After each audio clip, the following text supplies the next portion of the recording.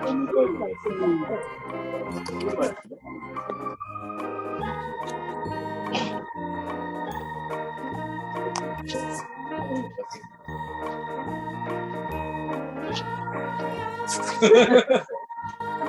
どっち経由できました？僕は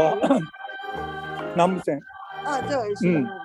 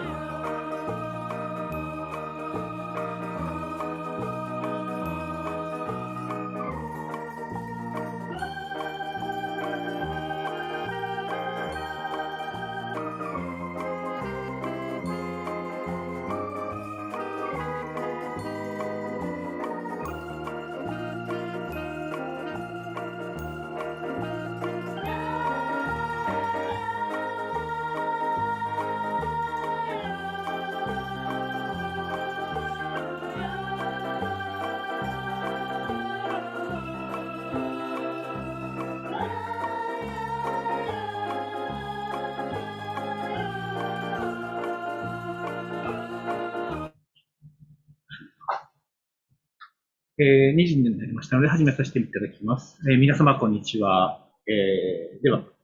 空間構造デザイン研究会 KD 研パート1、空間構造の交差点、話題のプロジェクトやテクノロジーをめぐってということで、本日第2回目になります。本日第2回目は、メンブレーンの空間という構造、空間と構造という内容で、説明させていただきます。私、本日、司会を務めさせていただきます、アラットの与那嶺と申します。よろしくお願いいたします。では、まずはじめに、斉藤先生の方から、まず最初に解説をさせていただきます。お願いいたします。よし。皆様、こんにちは。斉藤です。かなり、環境がいいので、マスクを取らせてもらいま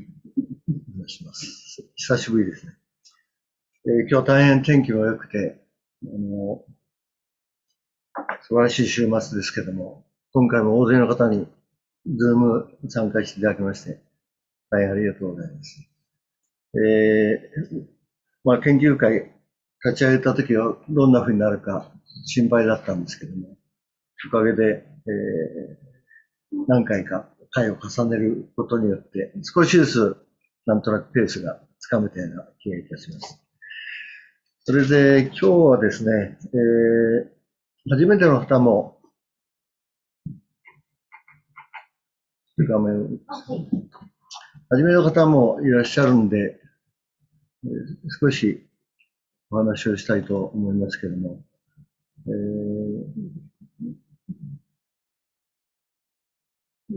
A フォーラムでいろんな活動をしておりますけれども、少し自由な時間で皆さんと議論したいなということで、空間構造デザイン研究室、また KD 研究会っていうのを立ち上げました。で、ここにパート1と書いてありますけれども、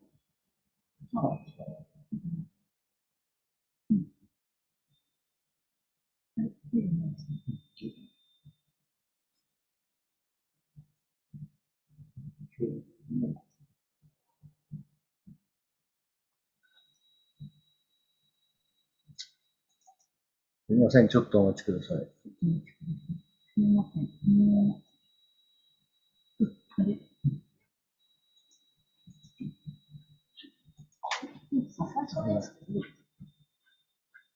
セットしたいですね。すみません、共有。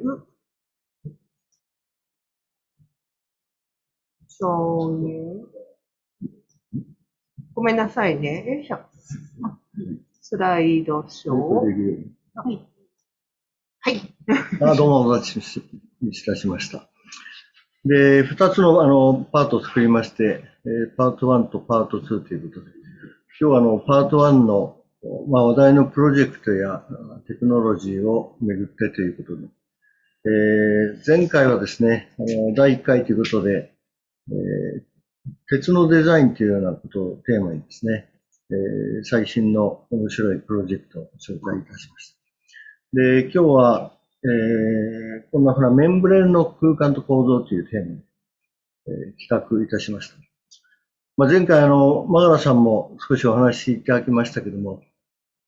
私いた坪井研究室、坪井先生はですね、メンブレーンという言葉が、とても好きでですね、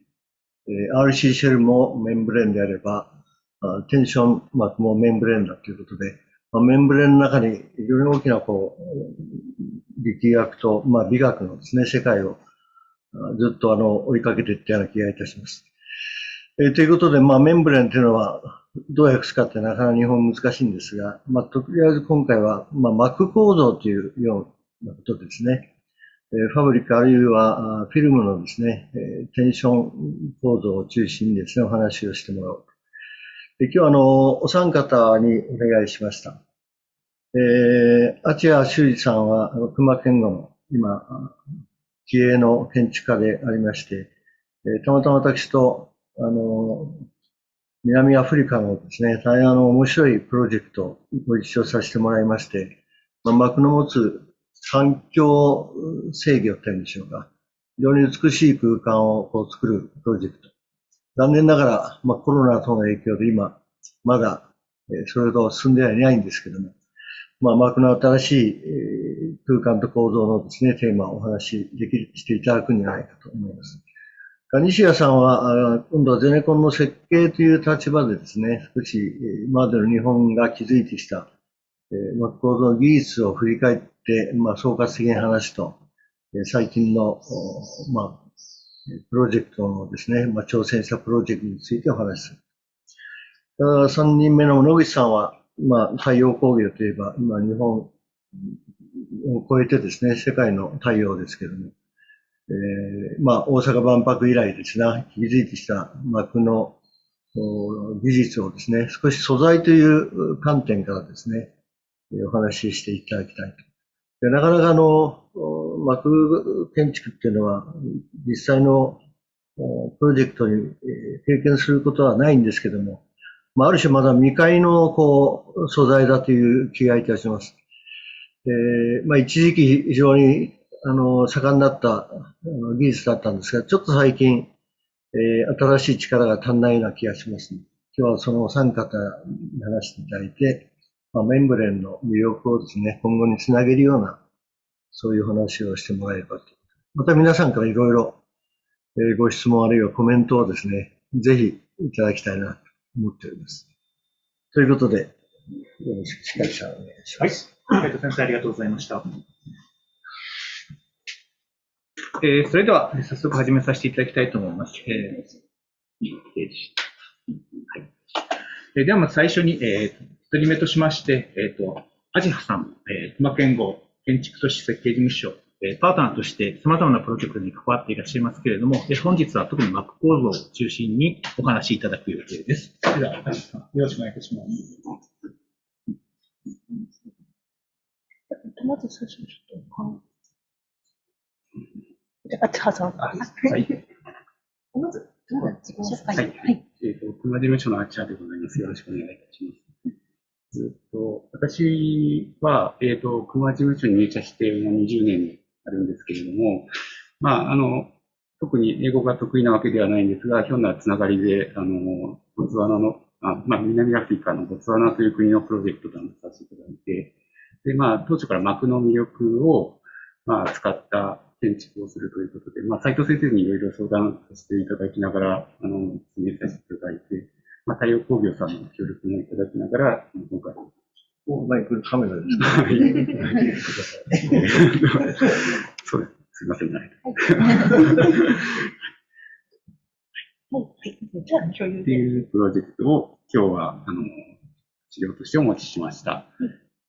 それでは。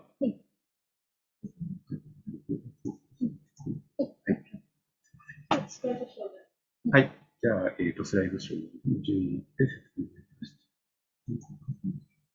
す。はい。まず、ボツワナという国なんですけれども、普段あんまり生活していると、つながりが、縁がないところだと思うんですが、ちょうどここのアフリカ大陸の南西部、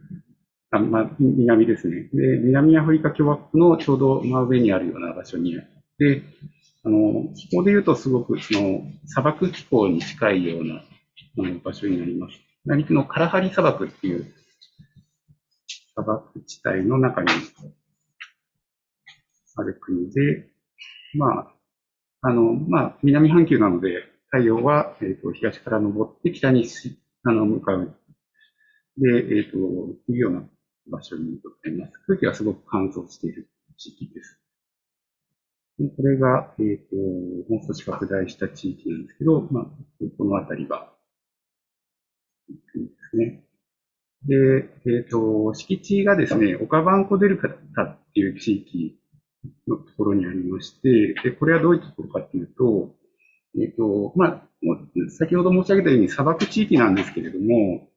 非常に水が豊富な地域でもあって、それはどういうことかっていうと、このアンゴラっていうところに、雨が大量に降るような地域があって、そこで降った雨が、海の方に向かわないで、その砂漠の方に向かってくると。で、すごくその平坦な地域なので、すごくゆっくり、ここで降った雨が半年後ぐらいにこちら側に到着して、で、その海に注ぎ込むのではなくて、砂漠の中に消えていくような、そんな、面白い川です。で、何が起こるかっていうと、普通雨が降ってるときはその大地が潤ってるイメージになるんですけども、この場所は、逆に半年間の間に雨季と乾季が逆転する現象が起こっていて、で、空気はすごく乾いているんですけれども、大地は潤っているというようなところで、周りの動物たちが雨が少ない地域に集まってくるような地域、いろんな動物がそこで、命を育む、維持しているような場所になっているというところです。で、その面積もすごく広大で、ここに書いてありますけれども、最大で東京都の8倍に匹敵する氾濫源。すごく地球的なスケールのある、場所になっています。で、豊富な動物たちの、生息域になっている面白い場所です。で、地球上で見ても結構大きく、現れていて、河口がですね、鳥の足状に枝分かれしていって、その砂漠の中にだんだん細くなって消えていくというような、全体の地形になっている。これが現地の敷地に行くときに向かう、ヘリコプターのところから撮った写真なんですけれども、すごく乾いている空気の中で、これだけ大きな湿原が存在するです。すごく、なんかですね、網目状になっている水路が、これは、先ほどの、水源のですね、もう少しちょっと端を離れてみると、これ、煙が立ってるんですけども、これなんか今同行した方に聞くと、自然に火が起こるっていう、で、空気がすごい乾燥してるので、水で称えられてるところと、乾燥して、自然発火するような部分が隣り合って存在するような場所です。で、現地に行くには、さっきの湿原を越えていかなきゃいけないので、基本的には交通の手段がヘリコプターかセスナという場所になります。で、大体こういうヘリコプターで、ロッジのところに到着して、ここで、1週間ぐらいみんな過ごす。というのが、現地のその旅のスタイルです。で、現地での過ごし方としては、ゲームドライブ、なんか砂漠の中をジープで走って、そこにいる動物たちを観察するというようなことで、あとは現地の人が、ガイドしてくれる、ホビーボートみたいなので、すごい巨大な像みたいなのを、間近で見れたりする。すごく動物園で見る像とかと違って、のびのびとしているんですが、味わえるような場所です。で、何も、視界を遮るものがなくて、地球の丸い感じというか、すごく地平線がすごく大きく見えるなどにして、こういう中でこういうジップで、場所を楽しめるというのが、ここでの過ごし方です。これがロッジのところなんですけれども、和室内から、ちょっと外に出ると、そのすぐそばを象が歩いてたりするんですけども、建築的にはこの象に対して、どう対処するかみたいなところも必要になってきて、ちょっと日本とは違う感覚で、設計しなきゃいけないなっていう、これが難しいところです。で、我々が今、手掛けているプロジェクトの、で、僕たちが今、建てようとしている建物の敷地が、湿原のへりの部分にある、この部分に敷地を設定されていて、乾燥地帯とその湿原、これはその寒気にも湖として残るオアシスみたいなところなんですけど、そこの付近にロッジを建てようという計画です。それがその敷地付近で、ここが湖について、ここにもそのカバとか動物がいるんですけど、そういう場所です。これがそうですね。ここに水面にちょっと浮かんでいるのがカバの集団で、カバは昼間皮膚が弱いので、湖の中にいて、で、夜になると外に出てくるらしいんですけど、まあ、昼間は基本的には水の中で、なんかこう顔を出して、こちらを伺っているというか、まあそんな動物で。でも、実際、現地の人に聞くと、カバが、動物の中で一番怖いと。450キロぐらいの巨体で、まあ、向かってくるらしいので、まあ、カバには気をつけろっていう感じ。で、敷地の、航空写真ですね。で、ちょっと2本のライン引いてあるのが、その、洪水、まあ、大地が潤った時に、まあ、どこまで水が入ってくるかっていうのを示してまして、まあ、基本的にはこの青いラインまでが、その水がたたえられるエリアなんですけど、まあ、最大で赤いラインまで、ちょっと、その季節的年によって、この変動があるらしいんですけど、まあ、まあ、水が潤ってくるラインに対して樹木がこう生えているという感じの、地形の部分で、まあ、こういう場所に、建物が建つとすごく気持ちよく、そのエリアを楽しめるかな、ということで。で、これが、今僕たちが考えている建物の、配置図なんですけれども、一つの大きなホテルみたいなのを建てるのではなくて、まあ、今の樹木の間に、こう、まあ、100平米ぐらいの、ビラなんですけれども、それを、まあ、散りばめていく。で、全長1キロぐらいにわたって、こう、塔が分棟になっていて、まあ、それぞれを、まあ、つなぎ込むような、経路を設定して、まあ、基本的にここで過ごしていただくような、一日過ごせるような、ものだけを。こ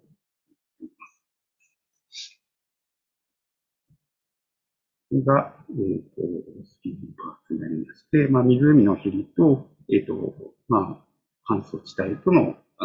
境界線上のところに、100ヘルぐらいの、を建てるという計画でございます。でこれが中に入ったところで、基本的にはその、自然と、まあ、室内空間とつなぐ部分で、まあ、デッキが張られていて、まあ、そこで、まあ、プールもあったりとか、まあ、そこで日光浴ができたりとか、そういうです。で、これをその膜で使って、建物を作って、まあ、中にいるときもその自然を感じられる。で、まあ、自然を感じられながら滞在できるような建物で、これは別格。で、湖を望むようなビューを角度が持って、まあ、ここでゆったりと過ごしてもらう感じのデザインにな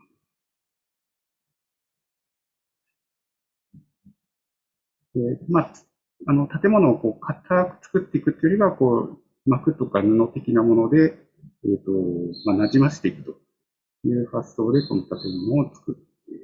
たいと思います。これが全体系で、こう外壁なんかも後ほどご説明するんですが、まあ、布的なものをこうルーバー状にして、まあ、環境とのインターフェースしているという考え。これは入ってる。あ、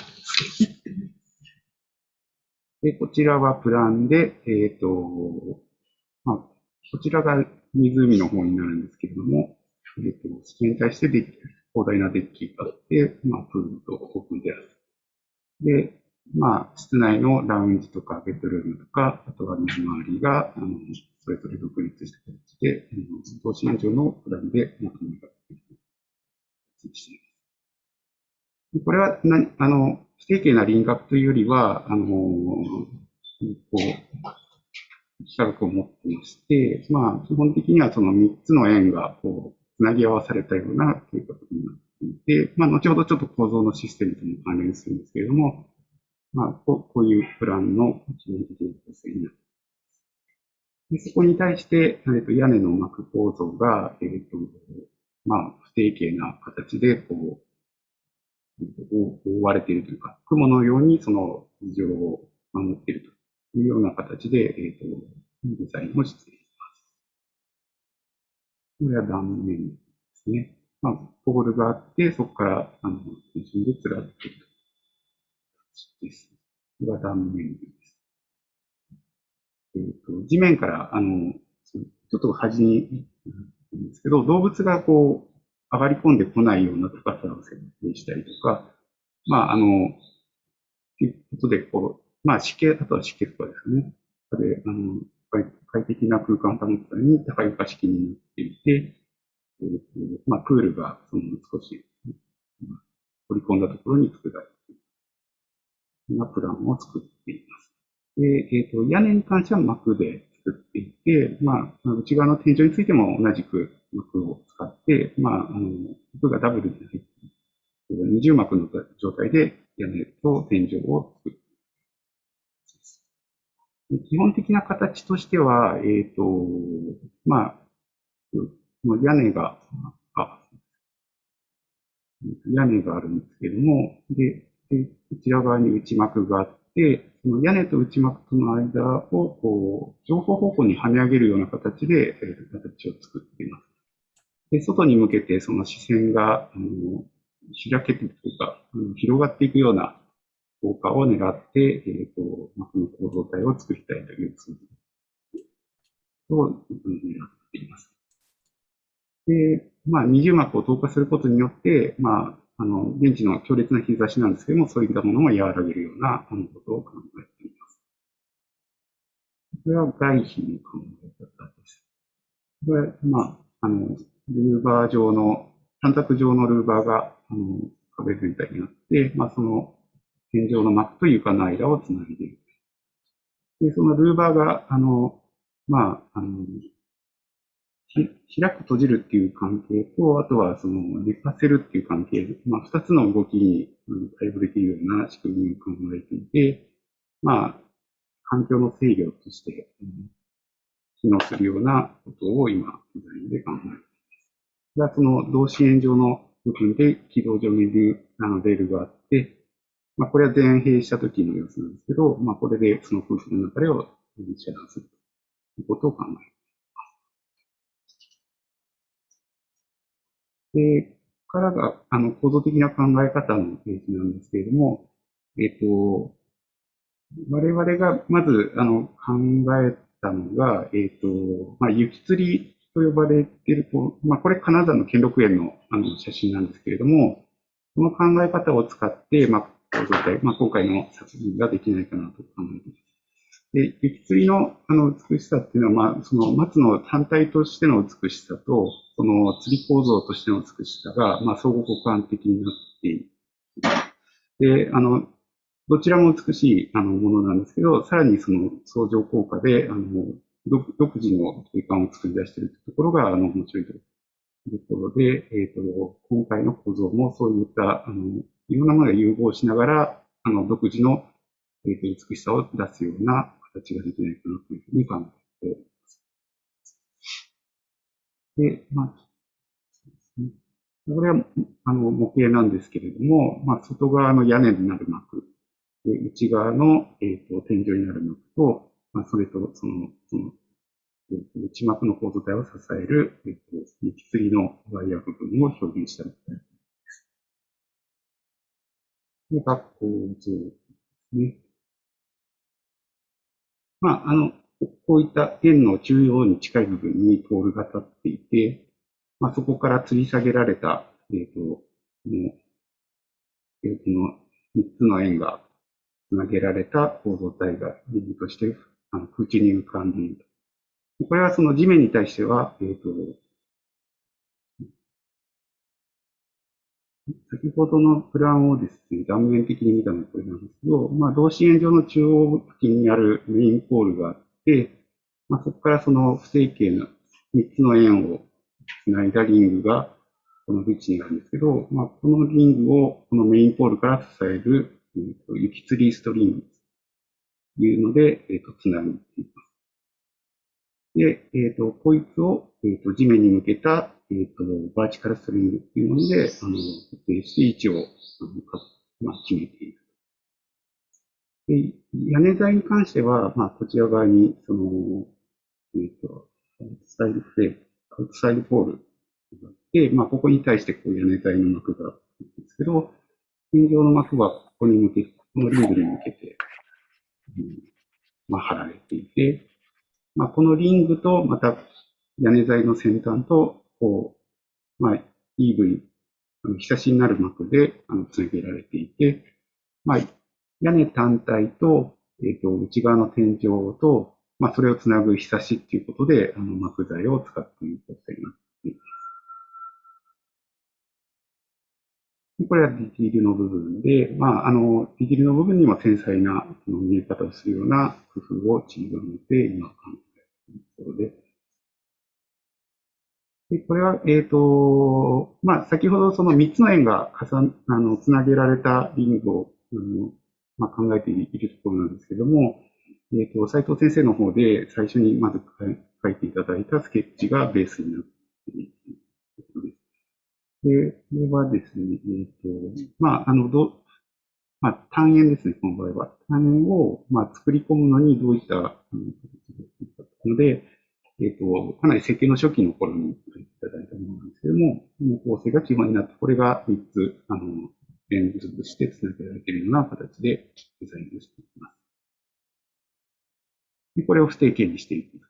というプロセスで設計が進みました。で、まあ、同心円状の時から、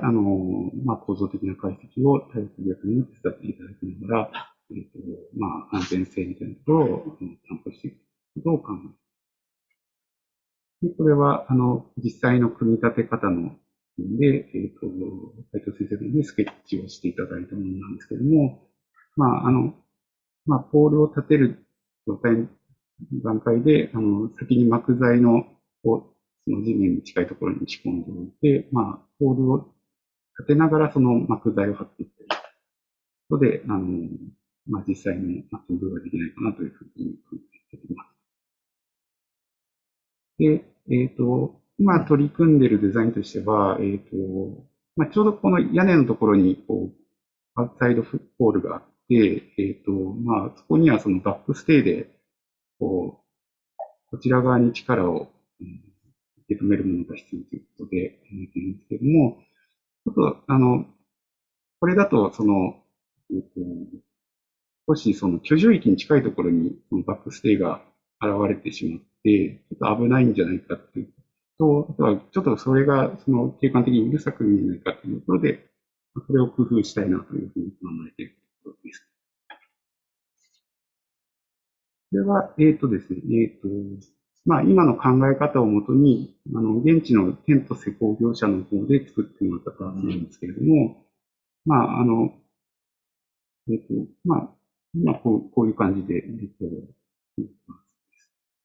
で、ひさしが上に向かっているようなところも、まあ、上げ裏が見えてくるような感じで、ここがその夜の、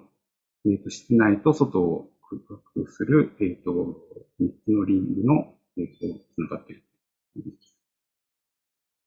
で、まあ、先ほどちょっと申し上げたバックステイがここの位置に来ると、少しその居住域に近いところになってくるので、ちょっと我々の方としては今、さらにもう一つフレームを外側に設けて、まあ、バックステイのワイヤーが、少しその離れたところに、着地するような形で、まあ、建物を拡張できないかなと思っています。で、まあ、建物としての輪郭がすごくぼやける形で、まあ、外側の自然と内側っていうものが、少し融合していくような形を、目指していければな。で、あと、実は、ファミリースイートとしてもう一つ大きなスケールのビラもあって、まあ、それはその、一つの単体のビラが3つぐらい合わさったボリューム感を持っている床なんですけど、まあ、その幕の屋根の構造体が、こう、1つ、2つ、3つとある中で、中のプランがある。で、その膜構造体をそれぞれ、先ほどのアウトフレームというか、さらに一つ外のフレームになるような形で、つなぎ合わせていけたらなと。いうことも考えています。で、これはちょっと、ボツワナのプロジェクトは、すみません、ちょっと以上になります。で、この発想原点というか、私の担当させていただいた、その新潟県の長岡市にある青森長岡というプロジェクトでも、実は似たような、発想でやってまして、で、これはですね、建物自体は3棟に分かれた建築物なんですけれども、それをその屋根でその3棟をまたぐような、つなげるような形で、作っています。で、3棟それぞれが独立した建築として、ありながら、その屋根でつながることで、まあ、その3棟を補強する関係になるというか、3棟が、一つの建物としても見えるし、3棟が独立した建物としても存在しているという、その曖昧な領域になっている。で、すごくその外からの入りやすさにつながっていると思ってるんですけど、そういう効果みたいなのも今回、作っていけたらなと。それがその3棟が分かれて、中の空間が、その、投げられた中の空間として存在していると。こういうその建築が、その一つ大きなもので、ものを作るんではなくて、小さなものの集合体として存在するような関係を作りたいなと。いうことをボツワナでは考えています。で、ここからは、熊事務所で過去に、デザインさせていただいた建物の膜構造の紹介に。これは高輪ゲートというして、これはその鉄骨のフレームに対して、膜を屋根で、室内側に対して、その屋根から、膜から投下された光が、とって、柱の少ない、その、非常におおらかな形の駅舎ができているという感じです。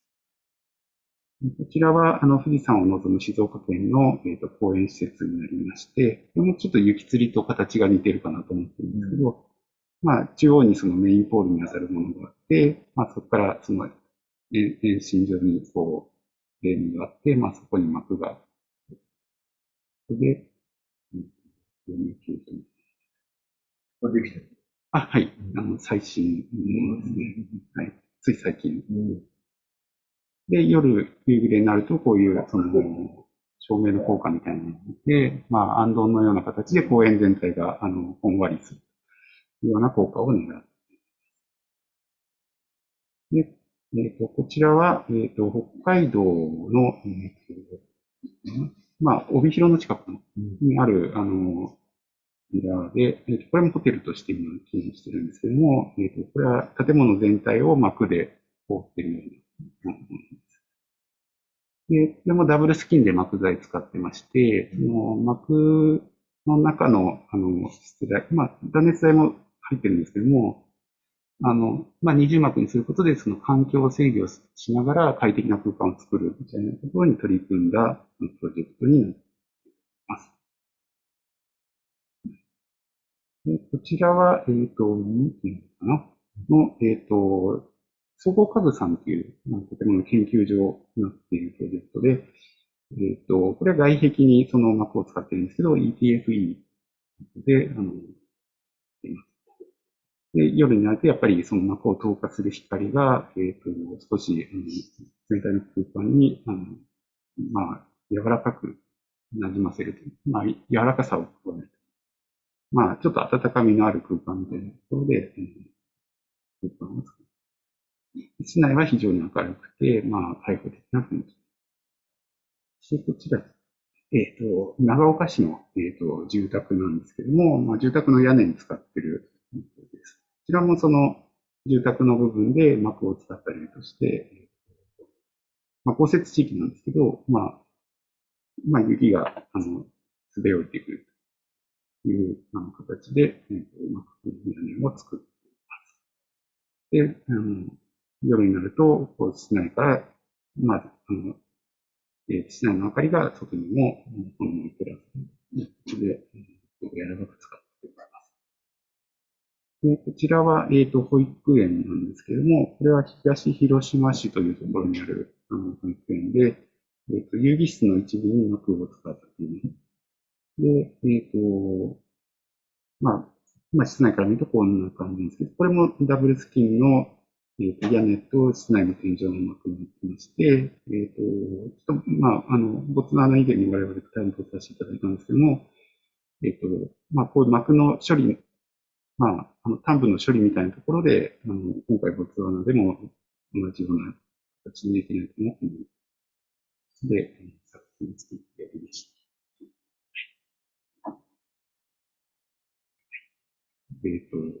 紹介としては以上です。ありがとうございました。共有していました。あちゃさん、ありがとうございました。膜構造が、ああいうダイナミックな空間の敷地の中で、かつ浮かび上がる、とても膜構造らしくて素敵な話と、特に照明の、使い方のがとても印象的で、構造の良さと感じた件ですけども、質問の方はまた皆さん最後の方で受け付けたいと思いますので、後ほど皆さん、ふるって質問していただければと思います。ありがとうございました。それでは続きまして、2人目としまして、清水建設の西谷様からプレゼンしていただきたいと思います。西谷さん、よろしくお願いいたします。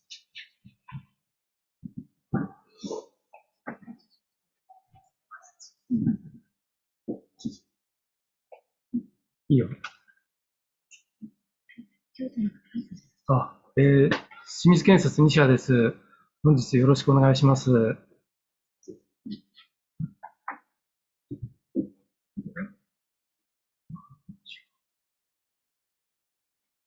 それかなあ、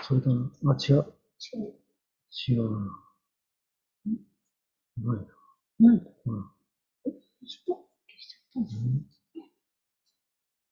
ちょっと失礼。すいません、ちょっと待ってね。よいしょ。よいしょ。すいません、少々お待ちくださいませ。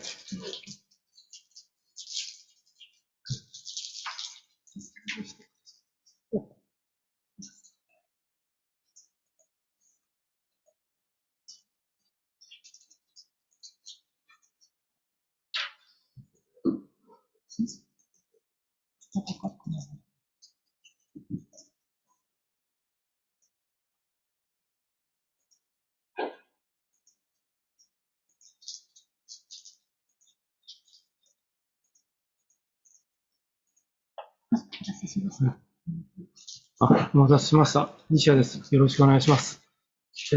本日はですね、先生からご紹介あったようにですね、メンブレン、いわゆる膜と空間と構造というお題に対してですね、膜構造の予約から現在までということで、一人の構造設計者というかですね、学生の頃から比較的つかず離れず見てきたことをですね、あと今感じていることっていうことをですね、発表したいと思います。まずはじめにですね、今日最初に説明しますのは、1980年代から日韓ワールドカップまでと。で次にですね、この時にその産学官共同でですね、空気膜構造の研究をやっていったと。でその成果によってですね、膜構造が普及されてきたというのが最初です。で次にですね、2002年ワールドカップ以降から今まで。最後にですね、先生とですね、昨年から今年の3月までやってきたコンペとか、あと近年のスタジアムについてですね、発表したいと思います。まずはじめに80年代から日韓ワールドカップまでということなんですけども、これはですね、膜構造強化さんの今もあるホームページに出てるものなんですけども、膜構造は皆さんご存知のように骨組み膜構造、サスペンション構造、それとあと空気膜構造っていうのがあります。で、膜構造のですね、普及の起点というのはですね、おそらく空気膜かなと。それはそのアメリカ間だと思うんですけども、それはまさしく民間も同じでして、まずその、学識者の方がですね、1960年代から、様々なですね、研究をやってきたというのがですね、学会の公害を見ると受け取れました。ただ、その当時はですね、60年代か70年代といくつかの先生がやってられたんですけども、80年代になってきてですね、まあ、いわゆるゼネコンを含めてですね、いろんなその、ところがですね、多数になってですね、点でやってきたものが線となって、いわゆるいろんなですね、建物につながっていったのが80年代だと思っています。まあ、そのきっかけはですね、1980年の7月に竹中さんがですね、まあ、ガイガーと技術導入を仮契約したというのが81年。で、ちなみに私はその当時大学2年でして、大学2年の時にですね、斉藤先生が顧問やられている構造研究会に入りまして、ちょうど8月にですね、先生の研究室にお邪魔した時にですね、実はその、研究室で作ったですね、空気膜の模型を見させてもらったというか、偶然見る機会がありまして、ちょうど竹中さんにこれから持っていくんだと。で、その時にはですね、ヘアドライヤーで、確か膨らませたのかなというのを記憶してます。で、その後ですね、82年に、まず最初に竹中さんが25メートル角の大型実験棟を完成したと。で、82年っていうのはですね、岡田先生がちょうど竹中に入ったのは82年だと思うんですけど、私は運よくですね、12月にバイトに行かせてもらって、12月に竹中さんの実験棟を見たというのが82年でして、で、まあ先行したのは竹中さんで、82年の11月から83年4月までですね、いわゆる建築センターと、まあ、にいた研究をしてもらったと。で、その時の委員長が坪井先生で、まあ22名の学士が入って、報告書と設計とか、あと管理マニュアルを作成したというのが82年。で、その翌年にですね、今度はその大手ゼネコンと、建築センター、まず懇談会っていうのを作って、11月にですね、今度は本格的なですね、空気膜構造研究会というのを作られたと。で、そこにはですね、数十名の学士が入ったということで、まあ、多くの基本問題の部会からですね、維持管理部会まで、これだけのですね、部会を作られて、まさしくですね、いわゆる、ここには、建設者の方もいて、いわゆる、産学官共同でですね、やったのがこの83年。で、たった1年でですね、評価基準というのを作ってですね、まあ、東京ドームに繋がってたりとか、あるいはゼネコンのですね、その後のそのいくつかのですね、建物、まあ当然設計事務さんもやられたりとか、学識者のやられてたんですけども、案件に繋がっていったのがこれかなと。これがきっかけだと私は思っています。で、その当時ですね、竹中さんだけではなくてですね、各社ですね、実際の実験と作ったと。あるいはその、解析プログラムも当時なかったもんですから、プログラムをですね、まあ一から作ったっていうのがこの82年、83年です。で、87年になってくるとですね、今度はその建設省の方から、まあ今でいう告示的なものが出てきて、で、それで、500平米以下とか3000平米以下であるとすると、まあ、いわゆる大臣ではなくて確認していけると。こういうその、今のその新しいですね、2002年できた660の6号のですね、前の告示っていうのが出たのはこれです。で、これがですね、先ほど説明した研究の報告書です。これ私も実は、これ発表するということになって、先々週ぐらいですか、社内の資料センターに行って見つけたんですけども、で、まあ、この時は坪井先生が顧問で、委員長は梅村先生と。恐るべきところはですね、ここには斉藤先生の名前がないんですよね。で、基本問題部会っていうのはずっとあって、分科会があって、ずっと来て、ようやく構造分科会にですね、ここに初めて斉藤先生が出てくるという。で、実はここに神田先生いたりとか。うん。で、これだけの学識者。あと、恐るべきところは、その防災とかですね、維持管理とか、これだけの部会を作って、で、それをですね、たった1年でですね、いわゆるこれは昭和58年、1983年ですかね。から、翌年の84年の11月まで1年間でですね、まとめていったということです。で、これが最初の議事録なんですけれども、驚いたのはですね、ここの議事の中にですね、出てるのが、報告されてるんですけど、いわゆるミネアポリスのメトロドームとかタコマドームの連続する事故がですね、多発してるんですよね、この当時。いわゆる雪によって膜が破れたりとか硬化したという発表がされてるんですよ。こういうですね、マイナスな空気の中でですね、それを突破してですね、1年間で、このいわゆる後の、センターの指針となるですね、膜の評価基準というのをですね、学識者の先生たち、あるいは多少ゼネコンの人も加わってですね、作り上げたっていうのがこの83年であり80年代。で、これがその今のうちの本社にある報告書ですね。構造だけではなくて防災とか維持管理まで、まさしくすごいなっていうのは、ちょっと最近思ってます。で、その結果としてですね、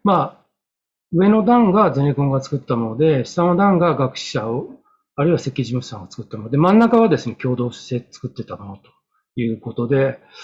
いわゆる空気膜に限らずですね、いわゆる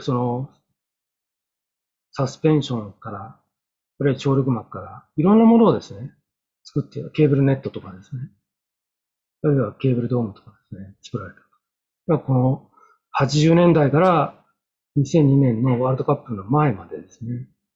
で、これがサッカースタジアムというか国内スタジアムで5000平米以上ある事例ですね。これだけのものをわずか20年足らずで作ってたと。この下の2つはだけはですね、ワールドカップ以降ですけれども、こういったですね、膜の良さを生かしながらですね、サッカースタジアムとか陸上競技場兼用に作られていたのがこの時代かなと思っております。で、80年代が確かに危険ではあるんですけども、日本の本当の意味での膜構造の夜明けっていうのは皆さんご存知のように、大阪万博ですね。小松広場とか、技術のパビリオンとか、アメリカ館とかですね。ただ、この頃はですね、学識者の方がですね、設計者であり、その研究と案件が直結していて、いわゆる多くのですね、論文を発表されていると。いわゆる70年から80年代、90年代っていうのはもう、いわゆる実務と案件と研究がですね、もうこう連携しながらやっていったと。でこれが81年のポートアイランド、不要パビリオンですね。でこれは川口先生が発表されたもので、ケーブルの空気膜構造ということです。でこれが85年で斉藤先生が発表されたものでして、初めてですね、サスペンション膜構造としての、本格的なサスペンション膜構造としての事例であり、論文も、公開も発表されたというのが85年。ちなみに85年って私がちょうど大学2年の時、院生の2年の時でしたね。私もだから何回か、私の研究自身はですね、膜とは関係ない、超現張りだったんですけども、研究室の一員として見させていただきました。で、80年代、90年代っていうのはまさしく輝かしき膜構造のですね、時代かなと思ってるんですけども、2002年以降から現在なんですけども、これはですね、この案件がどうこうではないんですけども、私が調べた範囲でですね、その2002年以降から今まででですね、実案件で学会の公開で発表された膜構造の事例ということで、わずか残念ながら4事例しかなかったりするんですよね。だから80年代、90年代はもう本当に10も20もですね、発表されてるんですけども、この近年はですね、非常に少ないのかなと。で、これがですね、昨年の検知技術の7月号、これは宮田先生がまとめられたものなんですけども、こういったものがあるんですけども、残念ながらですね、膜構造というよりは骨組み膜というものがほとんどです。骨組みが悪いっていうわけではないんですけども、いわゆるその張力膜と言われているものがですね、この20年見受けられなくなったということですね。いわゆるこのホームページですね、こう3つ紹介されてるんですけども、空気膜はちょっと今の時代に合わないのかもわかんないですけども、こういったサスペンションというか、その張力系の膜がですね、もうなくなってしまったのがこの20年かなというのが残念かなと。まあ、サスペンションもですね、1000平米以下のものは多分あると思うんですけども、いわゆる1000平米を超えるとですね、大臣認定必要になるということでですね、なかなかそれで実案権に結びついてないというのが、この20年かなと。で、先生がそのあたりは危惧されたかどうかちょっとわかりかねるんですけども、2014年の9月にですね、先生がですね、建築デザイン発表会で発表されたのがこの公害ですね。ケーブルとマークを用いたキールアーチ方式の吊り屋根構造に関する位置考察ということでですね。いわゆるこういった、まあ、ケーブルネットとかですね、いうものとか、あとケーブルガーダーですね。ケーブルガーダーっていうのは本格的にはまだ日本にはないんですけど、その頃にですね、ないと思うんですけども、発表されたスタジアムではですね。で、その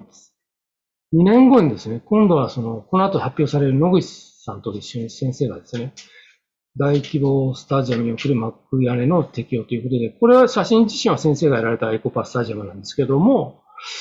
まあ、いわゆるここではですね、いわゆる膜構造の、いわゆる構造システムを去ることながらですね、ここでですね、環境に非常にいいということを発表されています。それが、これですね。いわゆる膜はですね、いわゆる遮蔽鋼板に比べてですね、反射率が高いということです。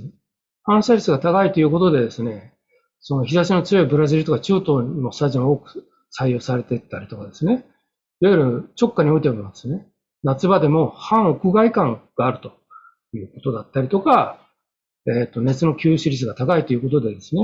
いわゆる輻射熱が小さいということで、後半に行くと輻射熱が小さいということで、いわゆる下にいる人にとってもですね、快適な環境を醸し出せるのが膜だという。どうもですね、最近こういったその膜の良さっていうのがですね、まあ正直私もですね、先生とこの後発表する案件をやるまでではですね、あまり意識しなかったんですけども、こういった膜のいわゆる環境に対するですね、やっぱり人に対する良さっていうのが失われているのかなと。で、ホームページも、膜境のですね、ホームページもこういった同様のことは出てるんですけども、それがどうも浸透してないのかなと。で、近年のスタジアムのコンペの事例としてですね、これから発表しますけれども、これはですね、2013年に、まあ、大手ゼネコンがたまたま5社出て行われた長野スタジアムのコンペですね。まあ、長野ということもあってですね、この時は各社ですね、骨組み膜に限らずですね、膜構造というのはなかったと。まあ、すべて屋根は金属であったと。ただ、それもそうなんですけども、その後、2015年に行われたですね、まあ、新国立の DB での膜の提案は、まあ、なかったと。まあ、積雪とかですね、過酷な多雪地域というのはやはりいわゆるポンディングとか考えたりするとですね、まあ、かなり厳しいかなとは思うんですけども、この20年でですね、骨組み等の黒字範囲を超えるですね、膜構造と、いわゆる張力膜というのはないっていうのがどうかなと思ってまして、で、そう思ってたら、昨年ですね、10月にですね、広島サッカースタの DB というのがあって、これは観客数が3万人という規模でして、本格的なですね、スタジアムであり、で、広島ということであれば、積雪もですね、さほど多くないと。いわゆる30センチということですね。で、ここでならですね、いわゆる張力膜でもですね、勝負できるかなというか、提案したいなと思って、勉強を始めました。で、これが、敷地ですね。ここですね。大きさ的にはちょうどその190メートルぐらいの円が描けるという広さです。原爆ドーム。原爆ドームはですね、この南側にあります。はい。で、まあ先ほど円をちょっと見せたんですけども、やっぱり張力膜というかですね、後で説明するシステムを考えたときには、こういった円だったり楕円だったりっていうのがいいかなと思ってたんで、それがちょうど入るからと。で、それで3万人どうかなと思ったんですけども、国内のですね、気温の事例、円形スタジアムをこう見比べてみました。そうすると、長円、陸上トラックあるやつは当然長円なんですけれども、サッカースタジアムでもですね、例えば円には埼玉スタジアムとか、あと神戸イングもほぼ円だと。で、埼玉は6万人なんで、円に直すと240メートルに入らないんですけども、神戸イングはだいたい3万人とほぼ同規模で、189×200 メートルの円なんで、入るかなということで本格的に検討を始めました。で、当初から目指したものっていうのは、とにかく膜とケーブルを主体とするテンション構造。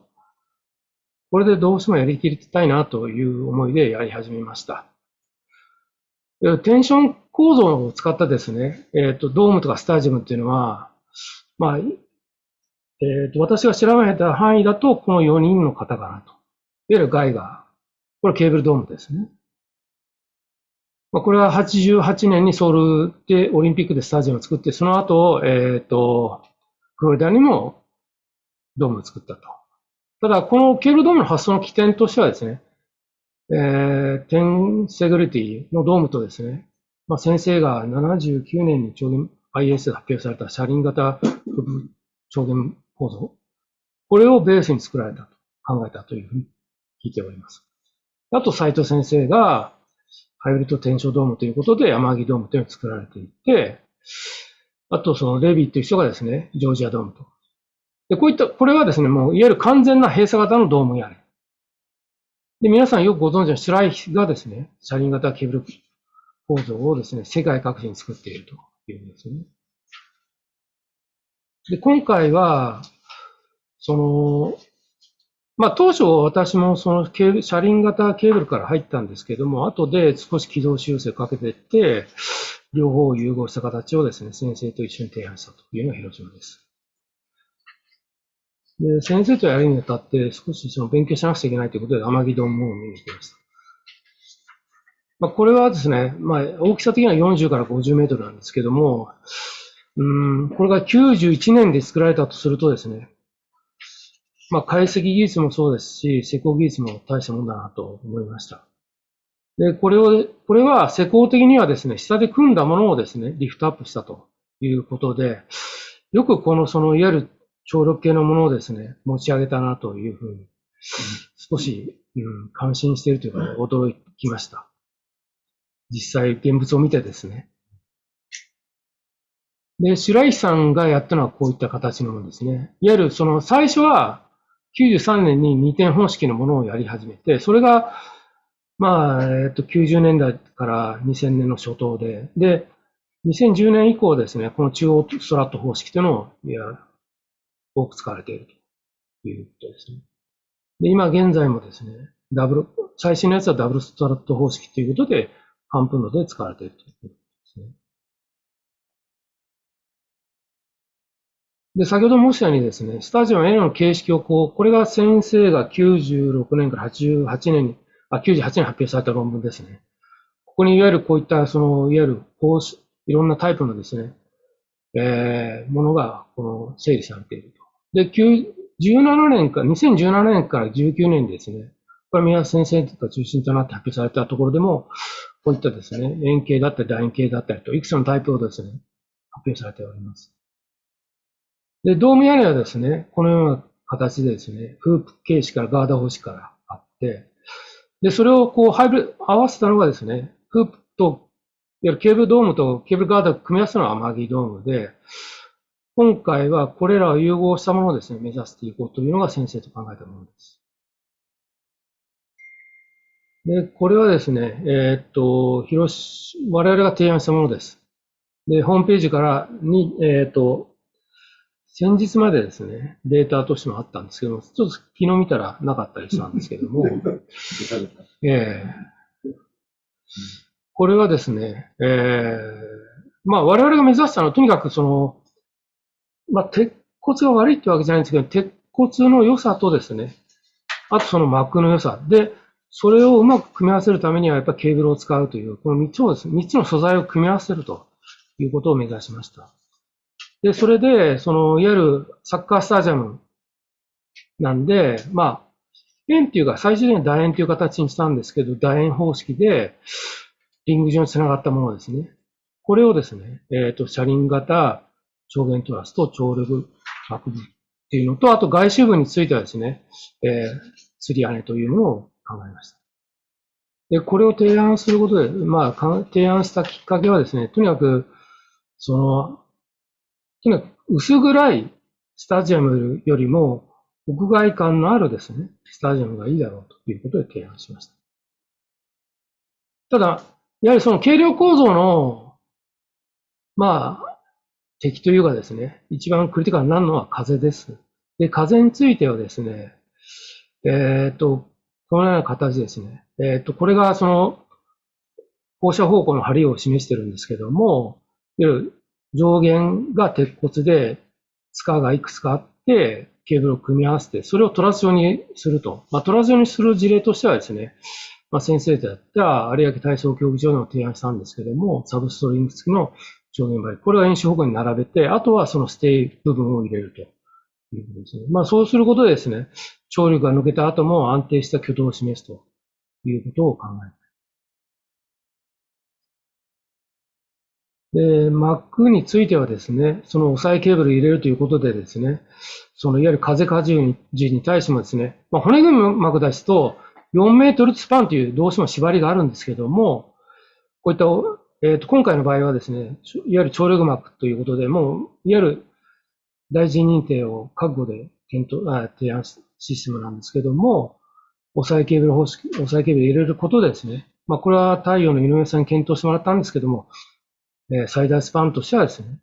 11メートル弱というふうに大きく飛ばすことができたと。いわゆる少ない骨のとですね、あるとケーブルを使うことでですね、非常にその警戒感が溢れる、屋根を提案することができたのかなと思っています。でこれがですね、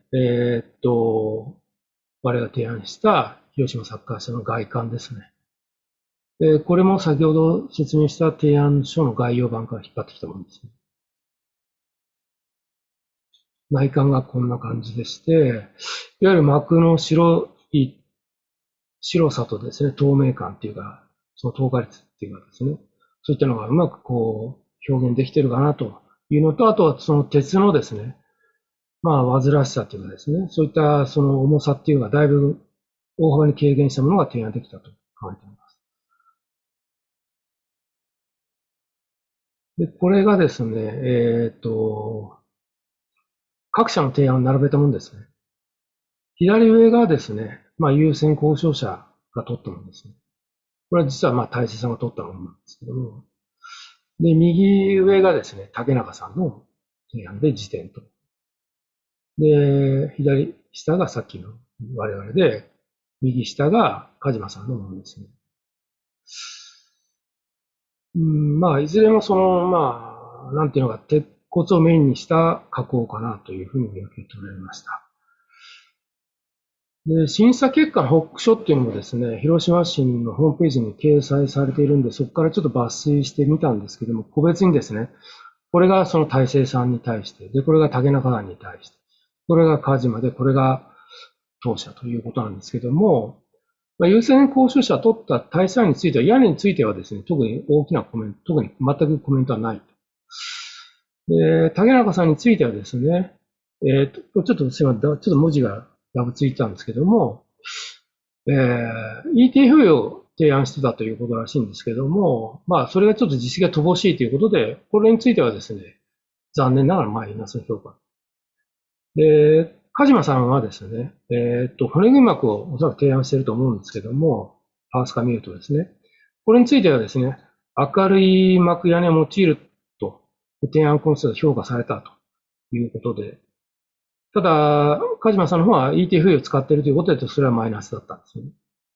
で、ちょっとこの3社はまだしもですね、まあ、我々のところはですね、残念ながらですね、膜に限らずですね、構造に関する評価っていうのは全くなかったっていうのはちょっと残念だなと。まあ、それは我々の提案のアピール度が低かったのかどうかもわからないんですけども、ちょっとこれが一番残念だとっています。で、だんだんまとめに入っていくんですけども、いわゆる60年代、70年代が学識者が一生懸命研究したものを80年代にですね、産官学が一緒になってですね、いわゆる普及やってたのが80年代から90年代、2000年の初頭。ただその後ですね、20年間ですね、いわゆる骨膜以外なくなっちゃったというのは、これはひょっとしたらなんですけども、2002年に国字の666号という膜刻指というものが出たの。まあこれが一つの要因かなと思ってるんですけども、いわゆる先ほど申しているようにですね、スパン4メートル以下であれば骨膜とか、1000ヘビ以下でサスペンション膜であれば、大臣認定が不要になるという。どうもここにですね、一極集中しちゃってるようでですね、膜の本来の特徴を生かしたものっていうのはですね、なかなかないなというふうに思っています。やばいなと思ってるのは、いわゆる研究と実務を携わってきた両方のですね、いわゆる膜構造をやってきた人間がだんだんいなくなってきてるというのと、いわゆる張力膜っていうかですね、本来の膜を生かすですね、発想しようとする設計者がもういなくなってきちゃうのかなと。これが一番やばいかなと思って。で、これはですね、膜じゃなくて屋根は ETFE なんですけども、これはアメリカ上の段がですね、アラップさんがやった、ラスベガスのアレジアントスタジアムですね。で、下がロサンゼルスできた、ソフィースタジアムですから。これは、ETFE なんですけれども、いわゆる先ほど先生がですね、2014年に発表されたケーブルガーダーというものを使ったシステムで非常に警戒感あふれる。屋根の素材を何にするかは別としても、システムとしてですね、いわゆる軽量構造を使ったというのが、先にアメリカでやられちゃったと。ただ学会の方もですね、少しやばいかなというふうに考えてるのかなと見受け取れたのが、2017年のパネルディスカッションの資料。で、ここで、膜構造の黎明期をそうした理論と技術と施工というタイトルでですね、パネルディスカッションをやられていると。で、ここで発表されているのは、やはり斉藤先生がトップで、あと本間先生、東京ドームをやられた丹野さん。あと、太陽光北山さんで、今日ここにいる岩見さんが発表されて、ちょっと申し訳ないんですけども、これは私は聞いてないんですけども、ちょっと聞けばよかったかなというふうに少し反省しています。これは最後なんですけども、やはりザハの申告物ができなかったっていうのは、もういろんな原因があると思うんですけども、こういった今の時代だからこそですね、もう一回ですね、40年前のようにですね、いわゆる関東学識者と事務者がですね、一体となってですね、膜構造の課題とか考えて、で、解決していったりとかですね。あと、やはり発注者ですね。発注者に対しても、あるいは審査員に対してもどうアピールしていくかっていうのはですね、これを、我々も考えていきながらですね、なんとか膜構造、本当の意味での膜構造ですね。先生もですね、膜構造ないなっていうのをですね、プロジェクトやりながら言われたんですけども、これをですね、復活できればなというふうに思っています。はい、以上です。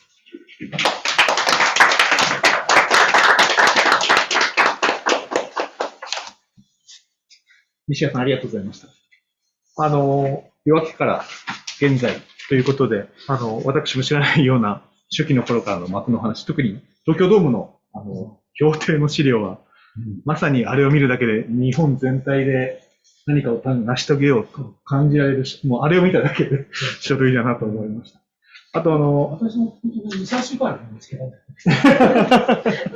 噂には聞いてたんですけど、初めて生で見て驚きました。あとは、私も感じますけども、やっぱ近年サスペンションが少ない理由で、私なりにも、いろいろチャレンジしようとしている中でも、やはり、当然風荷重の大きさ、海外と比べると違うっていうのもあるんですけど、たまたま私も海外にいた時代に膜構造の設計してたんですけど、やはり向こうの方は逆に、サスペンションの方が簡単に作れるとか、安いっていう発想がやっぱりもともと根付いてるんですね。先ほどの文化、荷重問題はあるにしても。ということで、やっぱりそういうことを、やはり日本でも繋いでいかなきゃいけないなと改めて感じました。ありがとうございました。それでは、3番目としまして、太陽工業の野口さんにお願いしたいと思います。野口さん、本日は、太陽工業にいらっしゃるんですけれども、今、アメリカの方にいらっしゃいまして、今日はアメリカからのプレゼンをしていただくことになっております。野口さん、よろしくお願いいたします。今これでいいんでしたっけ？映ってます。大丈夫です。最初自己紹介だけさせてもらいます。太陽工業の野口さん。声が小さいです。声もう少し大きくいただけると幸いです。声が小さい。はい。すみません。音量の問題じゃないですか。いえ、多分向こうだと思います。大丈夫ですよ。もうちょっと声大きく、はい、していただければ大丈夫。これぐらいで大丈夫ですか？はい、大丈夫です。太陽工業の野口と申します。先ほど斉藤先生の方から太陽工業の紹介はありましたけども、私、太陽工業に入って、今年で丸30年になります。入社以来、設計部門にいまして、膜構造の設計を30年、やってきました。で、昨年から、アメリカの方に、移動になりまして、今はアメリカの方で同じように、膜構造の方に従事、膜構造関係の方で従事しているという状態になっています。で、今日は、スライドをちょっと、共有させてもらいます。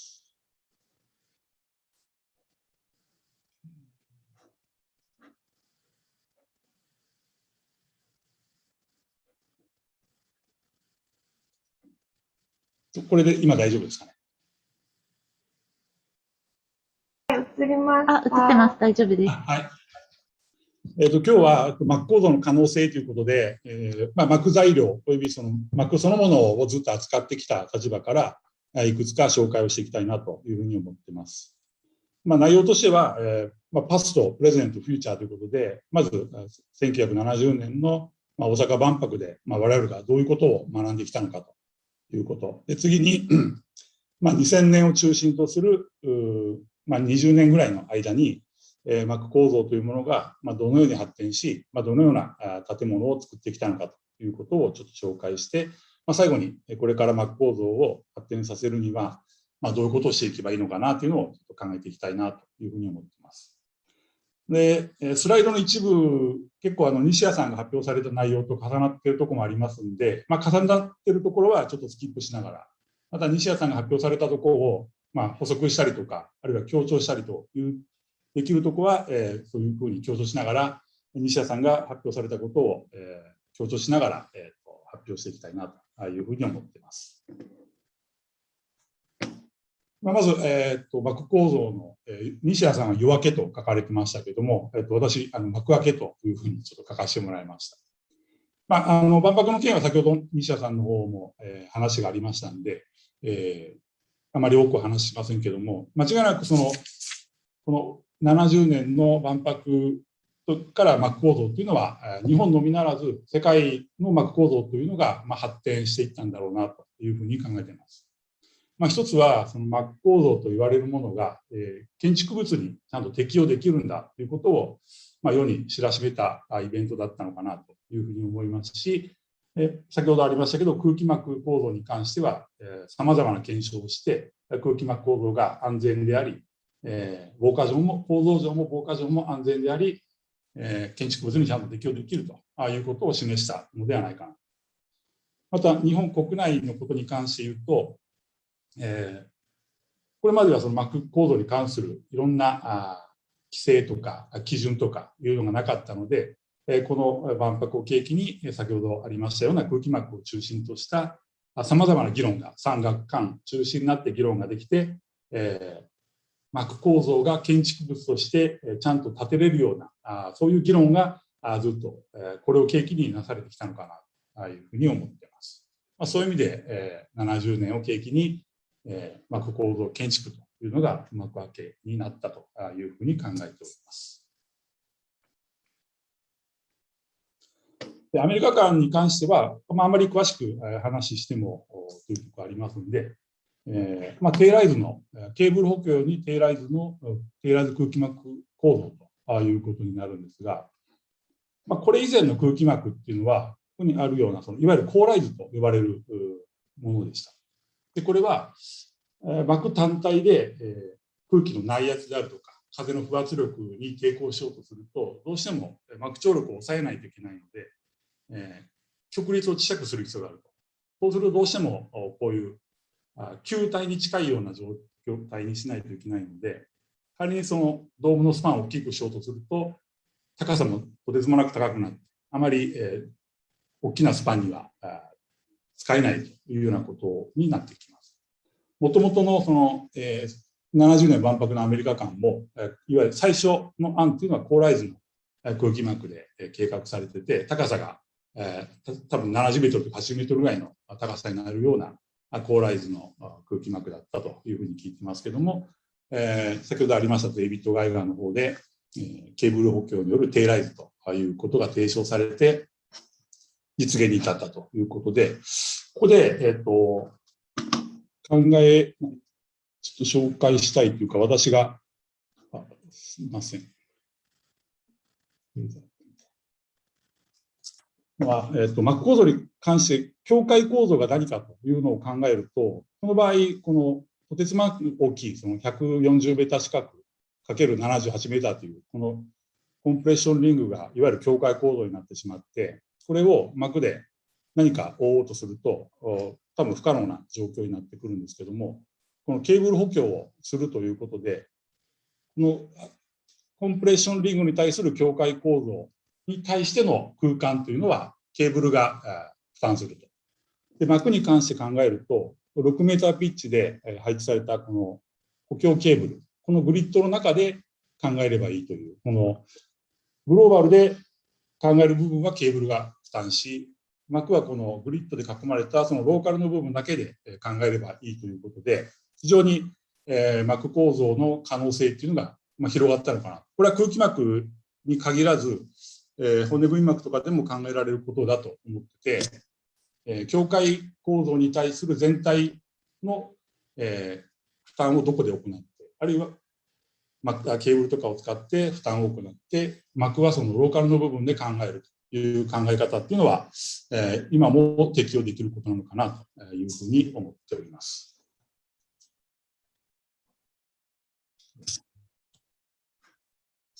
あと、チューブコードと、富士グループ館お祭り広場ですけども、まずここで空気膜のちょっと話だけしておきますと、先ほどのアメリカ館は、空気支持方式という形で、ダイレクト、建物を密閉して中の内圧を上げることで、膜に張力を与える。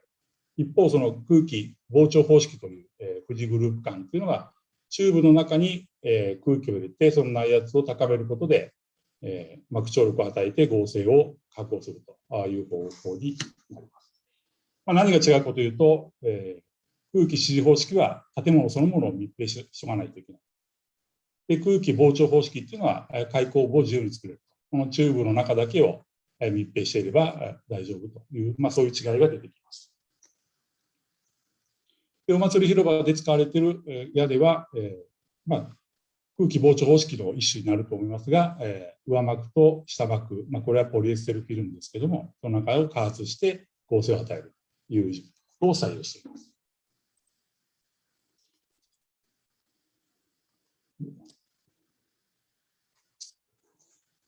で、これらの建物が現在の建物にどういうふうに影響してきたかというと、まずアメリカ間でこういう大空間を空気膜で作ることができたので、アメリカの中では、大リーグとか、あるいはアメリカンフットボールの球場を、空気膜で作りたい。しかも仮設ではなくて、恒久的に使う建物として作りたいというような需要が高まってきました。それを受けて、このアメリカ間の設計者であるデイビッド・ガイガーを中心として、いわゆるその高級建築物に対応できる膜材というのが開発され、万博から3年後には実際の建物として建てられました。これは1973年にカリフォルニア州のラバン大学というところで建てられた高級膜建築物ですけれども、これは現在も膜の張り替えとかすることなく現存しています。その後、1975年には世界で初めてポンティアックのシルバードームというものが、これは空気膜構造で作られ、その後、日本においては先ほどの話ありましたようないろんな法整備とかをがあって、1988年に東京ドームができるという、こういう流れになっています。その空気膨張方式、お祭り広場であるとか、富士グループ館というのは、その後、ETFE フィルムという透明の、これも耐久性が高い材料が開発されまして、エデンプロジェクトであるとか、これは2006年のドイツのワールドカップでのスタジアムでありますアリアンツアリーナとか、そういうところで材料の開発とともに高級使用できる建物に使われていっているということになりますし、パークドーム熊本とか、トヨタスタジアムっていうのは、お祭り広場とか、エアビームの技術の応用で、しているのではないかなというふうに思っております。材料は、多分ほとんどの方はご存知だと思いますので、ちょっとスキップしますけども、今日は特に張力膜の話をしますので、主にこの英種膜といわれるガラス繊維を4付加一連樹脂でコーティングした英種膜というのを中心に話をしたいと思います。構造を紹介するときに、キーワードとなるのがこういう明るさとか施工性、耐久性、形態になると思います。明るさは先ほど八谷さんの紹介でもありましたけども、照明を作ると、暗灯のような透過する光にもなりますし、昼間は拡散光が注ぎ込みますので、スポーツをするには非常に快適な空間を作ることができる。膜が作る形態というのも、境界構造が決まれば、石鹸膜で例えられますけども、等張力曲面というものを作りますので、境界構造の形に応じて非常に、エレガントなその膜形態というものを作っていくということになります。耐久性も先ほどの英種膜ということを考えると、30年ぐらいのスパンで考えると、特に問題のない耐久性かなというふうに考えております。で、これは先ほどありましたので、スキップしますけども、要は熱が入ったとしても膜は反射しますと。だから半屋外ということであれば、中はそんなに暑くなりませんよ、快適な空間を提供しますよということが、ここでは言いたいことです。で、少しその言葉を、定義というか整理をしておきたいんですけども、膜構造を候補で分けると空気膜と先ほどありました張力膜に分かれます。張力膜はサスペンション膜と骨組み膜そして、この間ぐらいにあるのかもしれませんが、ホルン型の、曲面膜というものに分けられるのかなというふうに思っています。ホルン型は、ストラットで下から突き上げるタイプと、ハンガー式として上からこう突き上げるタイプということに分けられるのかなというふうに考えています。もちろんその骨組み膜で、ガウス極率が0に近い状態、平面に近い状態の、骨組み膜というのは、多数当然あるし、それはそれで合理性はあると思うんですね。合理性はあるんですけど、平面膜であるがゆえに、境界構造の指示ピッチを狭くしないといけないとか、あるいは膜の合成を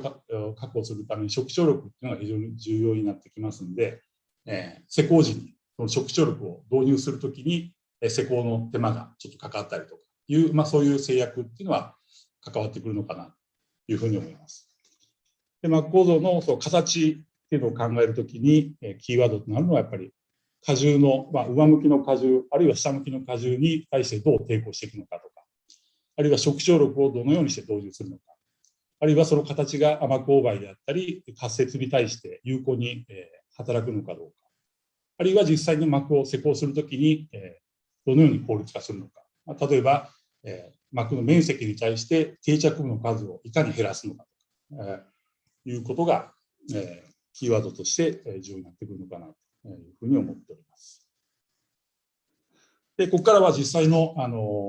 プロジェクト、2000年を中心とするその20年ぐらいにやってきたプロジェクトの紹介をしていきたいと思います。で、今日紹介するのは本当に膜の部分に特化して紹介をしたいと思いますので、構造デザインという観点から見ると、さまざまなその特徴があったりと、ストーリーがあったりとすると思うんですが、その幕のところだけをちょっと話をしたいと思います。これは、このプロジェクトは、集成材によるアーチで囲まれたエリアが幕にとっての境界構造ということになって、この集成材のアーチが立地を作り、その中央に配置したバレーケーブルが谷を作るということで、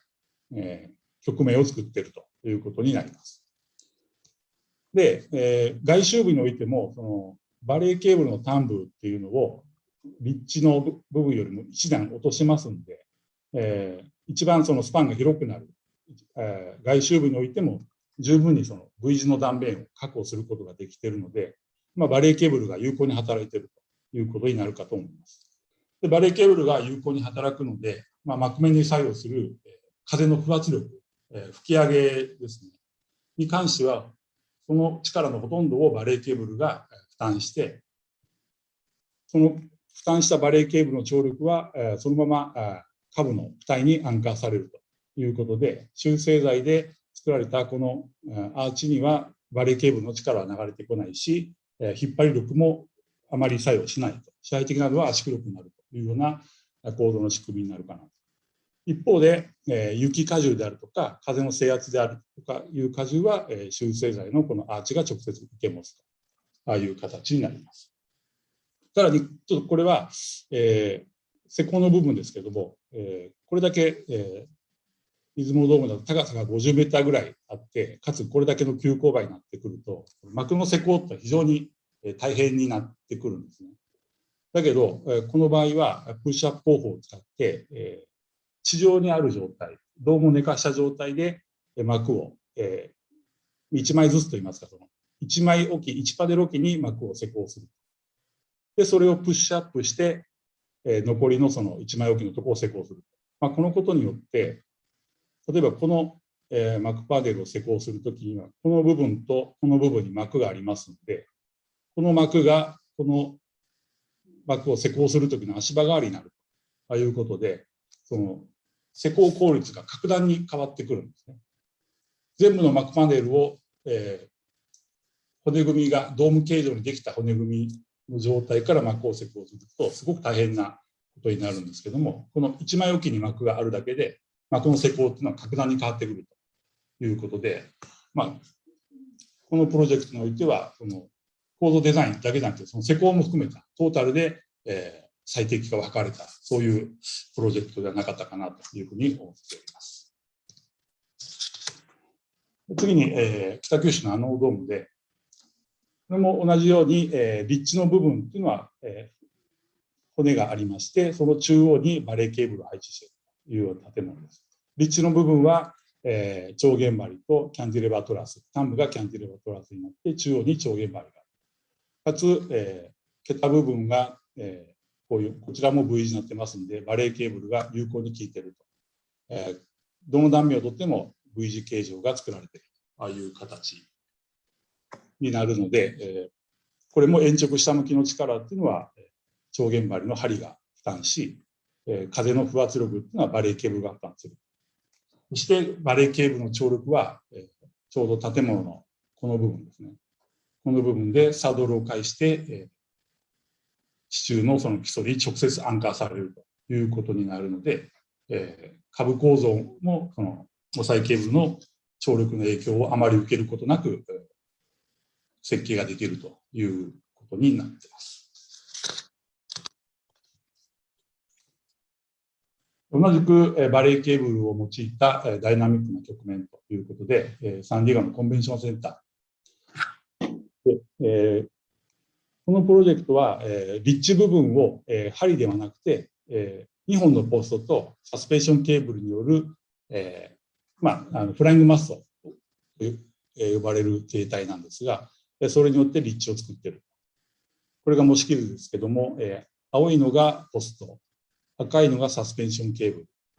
で、この黄色で塗ったのが膜ということになってますね。このポストをサスペンションケーブルで突き上げて、外ケーブルなんて分かるでその間に膜を張るということで、立地を作っているという建物です。同じように、中央部に、バレーケーブルを配置して、不圧力はバレーケーブルが負担する。そして、延直の下向きに関しては、この立地のフライングマストが負担するというような形になっています。このプロジェクトは、そのケーブル応力をどのように処理するかというのは、ここにある巨大なバットレスによってケーブル応力をダイレクトに負担しているというような形になっております。でこれまでは、どっちかというと、境界で囲まれた中の、グローバルな中で、膜形態をどのように作るかという話をしましたけれども、これからは、ローカルの中で、どのように考えていくか、部分的なある領域の中で膜局面をどのように作るかというような話をしたいと思います。もう試験があるので、H 項の直線の針があって、この構造自体はフラットな構造タイプ。それをキャンティレバーなので肩流れの肩持ち針としてスタジアムの屋根を構成しているという状態ですね。で、屋根加工全体で考えるとフラットな状態になるんですけども、途中にこのストラットを入れることで、この囲まれたこのエリアに関してホルン型の膜形態ができる。骨組み全体として見るとフラットだけども、この領域だけを見るとストラットに突き上げたホルン形態ができるということで、これによって膜の曲面を作ることができます。さらに延直の下向きに関してはそのホルンの形態が並行しますし、上向きの風荷重に関してはこの領域で囲まれたこの針状に定着しているのと、その桁方向にこれはケーブルが配置されているんですけども、この 6.2 メーター ×5 メーターというこの領域の中で不圧力に抵抗するというようなシステムになっています。なので、この領域の中で膜局面をどう作るかということを考えると、あまり屋根全体の骨組みとかその形とかいうことに左右されることなく、膜局面というものを作れるのかなというふうに考えてまして、次のプロジェクトも同じような、方式なんですが、屋根全体としては非常に薄い R 局面を持っていると、非常にフラットに近い、屋根勾配と。このまま膜を張ろうとすると、雨勾配も確保できないし、当然、フラットに近い状態ですから、膜応力も大きくなってしまうということになりますので、この領域の中で考えて、ストラットで膜を突き上げる。そのことによって、ホルン型の形がいくつもできるということで、そのローカルの中で膜局面を作っているというプロジェクトです。さらに、ちょっと言い忘れましたけど、このストラットにはバネが入ってますので、膜がリラクゼーションして、この突き上げ力が落ちたときには、そのバネが伸びて、そのリラクゼーション分を、なんていうんですか、ストラットがこう伸びるというようなことで、リラクゼーションに対してもそのオートマティックにストラット材が対応するというような仕組みになっています。で、この方式は、小さい屋根でもできるし、フラットなできるんですけれども、スタジアムのような大きな屋根でも当然適用することができて、主要構造というのは、この HP 局面のケーブルネットの中央部分をテンションリングでくり抜いた形なんですね、このスタジアムの屋根というのは。外周のコンプレッションリングに高低差があると。で、そこに放射方向にケーブルを配置して、中央をテンションリングでくり抜くと。そうすると、この屋根っていうのは非常にフラットとか、プレーンな状態の屋根になってしまうんで、それを防止するために、ちょっと分かりにくいですけども、これが放射方向のケーブルで、その領域ごとにストラットで突き上げると。で膜自体は、これが1枚。で、ストラップがそれぞれ10本程度ですかね、10本程度配置されてて、それぞれの領域において膜がホルン型を形成する。そのことによって、この領域においては、ちゃんと外力に抵抗する形態ができるし、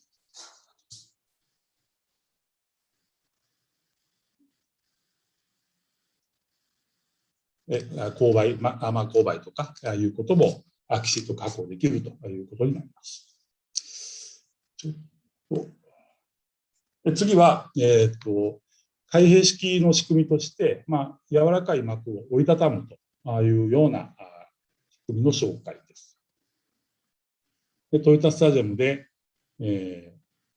ールドの上部分が開閉式になってまして、これが屋根を開けた状態、これが屋根を閉じた状態。で、これの仕組みについて少し紹介しますと、屋根を閉じた状態というのは、この三角トラスの間に膜が、上膜と下膜がありまして、その中に空気を入れることで膜に触手力を与える。そのことによって膜の合成を確保するというような仕組みになっています。で、このプロジェクトでは単に屋根を閉めた時だけ外力に抵抗するような触手力を与えるのではなくて、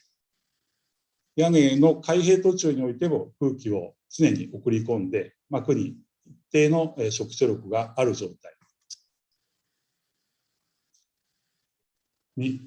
態にしてまして、膜の安定を図るということを行っています。さらに、このプロジェクトでは、膜材料も新規に開発しまして、非常に屈曲を伴う開閉を行いますので、屈曲に優れた膜材を開発したりというのも、このプロジェクトでは実施しております。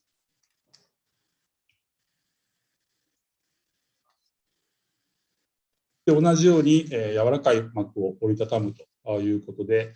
BC プレスですけども、これは最初、1983年には空気膜として、空気膜構造のドームとして作られました。その後、2006年、7年ぐらいに膜材が破損する等の事故がありまして、その後、建て替え、下部体は、下部構造はそのままにして、屋根構造のみの建て替えというのが決定され、2011年に開閉屋根を持つ膜屋根として再リニューアルして作られています。それの開閉の仕組みですけども、屋根を閉じた状態というのは先ほどのトヨタスタジアムと同様に上膜と下膜の間に空気を入れて膜の触手力を与え合成を確保するということを行っていますが、開閉途中、あるいは収納するときというのは完全に空気を抜いて、張力がない状態で運んで稼働しております。これは BC プレスの場合は、常時の使う状態というのは屋根を閉じた状態で、天気がいいときだけ屋根を開けるということになってますんで。野口さん、ごめんなさい。斉藤先生があと5分ぐらいしかないから、巻いてください。了解です。すいません。お願いします。はい、すいません。半分ぐらい。ですね。で、これはA の状態なんで、こういうことをやってますよと。で、建築会館は、ストラットで突き上げるのではなくて、ポストで引き上げるということで、これは、ご存知だと思うんですけども、既存の建物の上に置く開閉式なので、非常に制約条件が多いと、人力でやらないといけないとか、そういうことを解決するために、ハンガー式の膜構造というのが作られております。で、エコパは先ほど西田さんからも少しありましたので、施工を含めたトータルソリューションということで、さまざまな工夫がされている。特に膜の定着に関して言うと、本当にこの梁上で全部の作業が関係するので、非常に仮設等がいらなくなってくるという、そういうトータルで考えられています。駅も同様で、これは既存の路線の上の駅なので、非常に作業時間が限定されるという中で、先端をケーブルにすることによって、作業時間を低減するということで、工夫された、そういう、施工を含めたソリューションが実施された、建物になっています。で、これからの Mac 構造というのをちょっと考えたときに、自分なりに、ちょっと考えてみたんですけども、先ほど西田さんからはありましたし、その Mac 構造が最近、スタジアムを含めてあまり使われてないし、チャレンジがされてないというような話がありましたけども、考えるに構造とか美しさとか工法とか、材料ディテール、そういうものが相互に関係して課題を解決していくと、ああいうことをやっていく必要があるのかな。これは斉藤先生がおっしゃっているホリスティックな構造デザインというものを追求することになるのかなと思いますし、設計事務所とかゼネコン、あるいは我々みたいな専門工事会社とその共同で、なんかやっていくことで新しいイノベーションができるのかな。あるいはその、構造、防火に関しての規定も、万博以降、ずっと行ってきたと思うんですよね。その法律が適合しないんで、なんとか変えていこうとか、法律がないんで作っていこうという活動もしてきたと思うので、それの見直しと再活動がいるのかなと。それと、半屋外ですね、構造が求められる空間っていうのは何なのかということを追求する。そうすると、私が思うのは、半屋外の空間とか、スポーツの空間、そういうところがやはり、要求されるところかなというふうに思っています。で、それが一番適用するのがグランルーフから。圧倒的な存在感がありつつ、屋内と屋外をつなぐ半屋外という空間が作られているのかなというふうに思っています。で、ケーブルを使ったこういう半屋外の空間ですね。で、これは、先ほどありましたので、世界では2000年以降も多くのスタジアムが、ケーブルを使ったスタジアムが作られています。で、これもありました、その、2012年、ザハ・ハディ・アーキテクツの提案された新国立競技場ですけども、その中央部分には開閉機能を持つ、幕屋根があるというふうに資料に書かれてますけども、これはトヨタスタジアムの方式とも違うし、BC プレイスの方式とも違う、なんか新しい方法を考えないと、多分成立しないプロジェクトだったと思いますし、様々な課題があったと思うんですけども、その課題を解決すれば、また新しいそのMac構造の形というのが生まれたのかなと思うんですけど、様々なその政治的要因があり、実現できなかったのはちょっと残念かなというふうに思っております。すいません、ちょっと容量が悪くて、これで終わりたいと思います。ありがとうございました。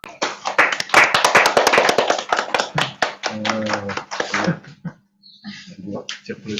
これ見て大丈夫ですか？まだマイクないと思う。マイクついてます。はい。大丈夫ですか？はい。野口さん、ありがとうございました。今日学生さんも多く入られているので、Mac 自体の材料のことから、携帯も含めて、根本的なところ、かつ、いろいろ様々な Mac 構造の魅力を感じることができました。ありがとうございました。それでは、質問の時間に入りたいと思いますけれども、Zoom の入られている方、直接手を挙げていただいたり、声かけていただく、もしくは、チャットの方に入れていただければ、こちらの方で対応させていただきますので、もしどなたかまず最初いらっしゃればと思いますけど、いかがでしょうか。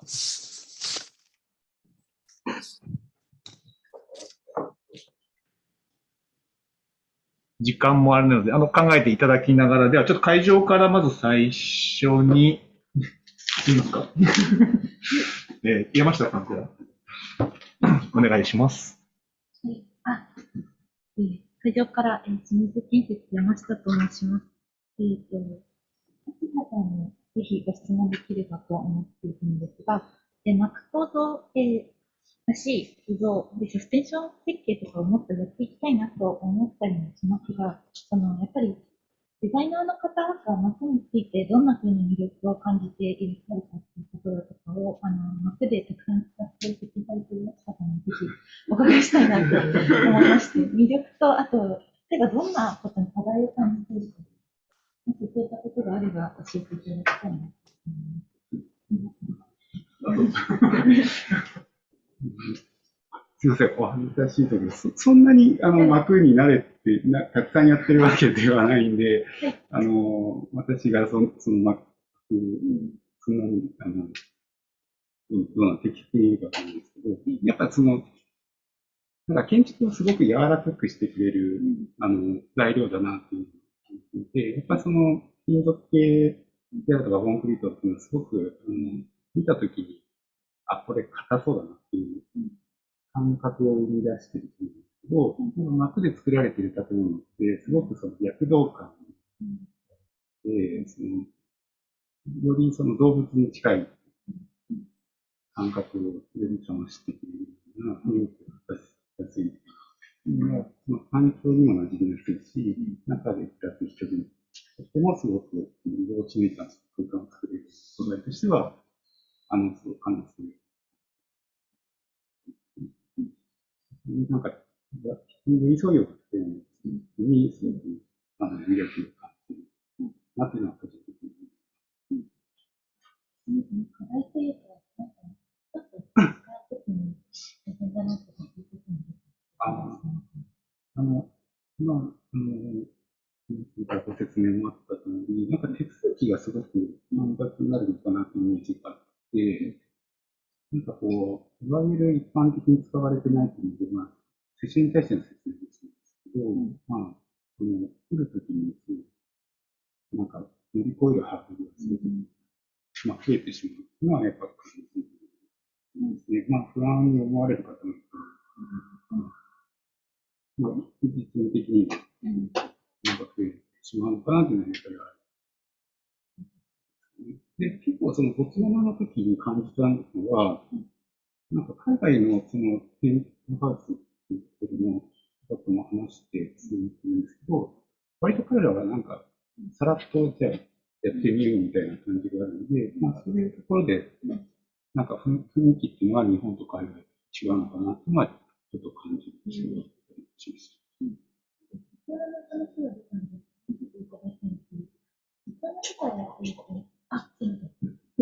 僕案件とかで聞こえない。はい。こっち来いか。はい、ありがとうございます。僕の案件とかで、法規的なとか、何か制約、概力というか、何か一番、概力的に辛かったり、気になるというか、大変なところになるんですかね。はい。皆さん、こっちにです。はい。ボツワナ。はい。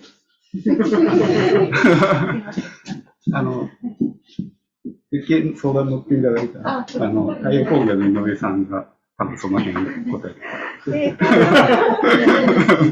陽工業の井上です。よろしくお願いします。私の方でちょっとボツワナの方の設計協力したんですけれども、荷重という面では、特に日本よりも少し小さいぐらいで、あまり変わらなかったので、そういう意味では、特に違いっていうのは、荷重という意味ではありませんでした。で、ただですね、構造の仕組みとして、西谷さんだったり、野口さんが説明されているように、膜がなかったら成り立たない、構造システムとして、膜がなかったら成り立たない、いわゆる張力膜構造で、ケーブルで、ポストと膜を絡み取って、作っている空間なので、そういったところをですね、私、設計始めたの2005年くらいからなんですが、なかなか今の日本ではなくて、そ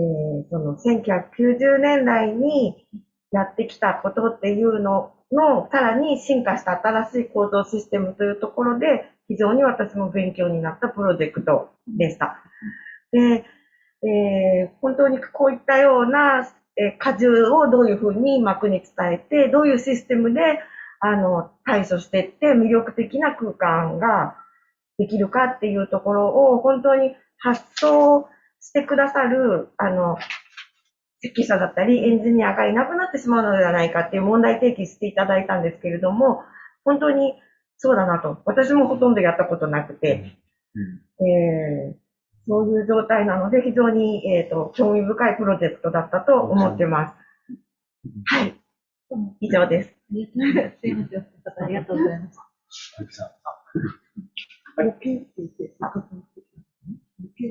OK。ありがとうございました。せっかくなんですので、今日一緒に来ていただいている、熊事務所の青木さんにも、じゃあ、今日の話でもいいですし、膜構造の魅力というか、お話しいただければと思います。模型を見せて。その構造も。せっかく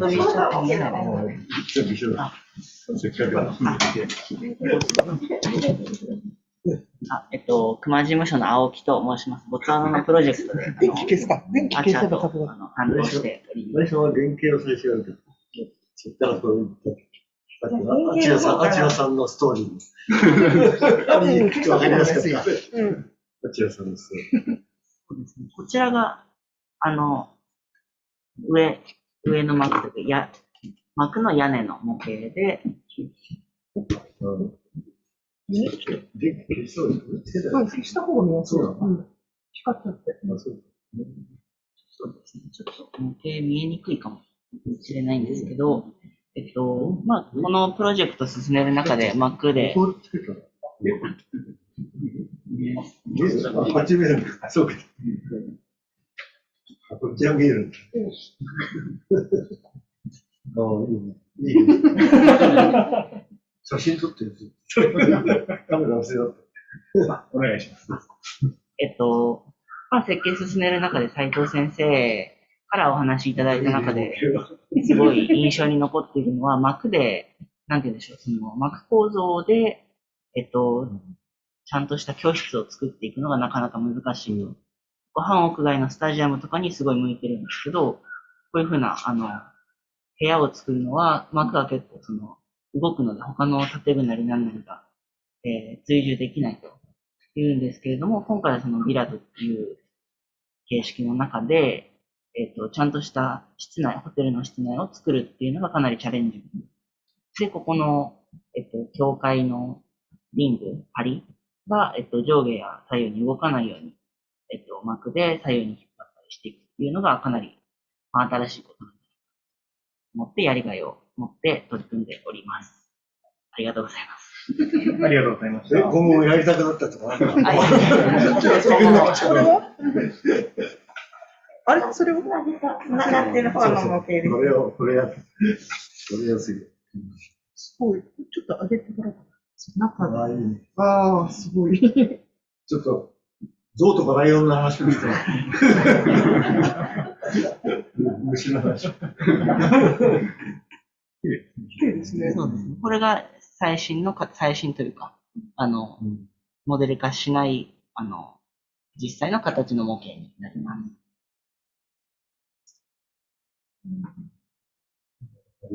いいですね。この段差は動物よけなんですか？そうですね。動物が登ってこれないように高床になっております。最初の内膜は、このセット。そうですね。外側と内側。外側で、これが内側の。で、合体して。はい、二重膜になってます。外膜の方はもちろん屋根構造で、この軒天も構造なんですね。この軒天がないと成立しないんです。この外周のリングは、この軒天の膜と、このリングと雪吊りワイヤーで成り立ってて、この裏に、バーチカルストリングっていうウィンドウストリングがあるんですけれども、それがないと、成立しない、すごくこう、転セグリッティというか、転セグリックな構造になってるシステムです。ありがとうございました。ありがとうございました。もうちょっと補足するとね。先生どうぞ。いや、もうこれぐらいね、構造模型。二人の中でね、抜けてる話がある。この中で、一番、要するに、キーポイントは何かっていうと、このレールなんですよ。で、レールっては何かっていうと、さっき動物の話も出ましたけども、鳥が飛んでくる。とかですね、そういう概覧もあるし、それからあと温度の問題が昼と夜違うんで、これだけオープンなものにいかに室内環境を作るかっていうのが、このプロジェクトの一番難しい。で、そこで普通ガラスだとか重たいものをやっちゃって、しっかり止めるんじゃなくて、なるべくこうふわふわっと環境を作りたいっていう、事務所の意向があった。で、それを全部つなぎ止めるのがこのリングなんですよね。で、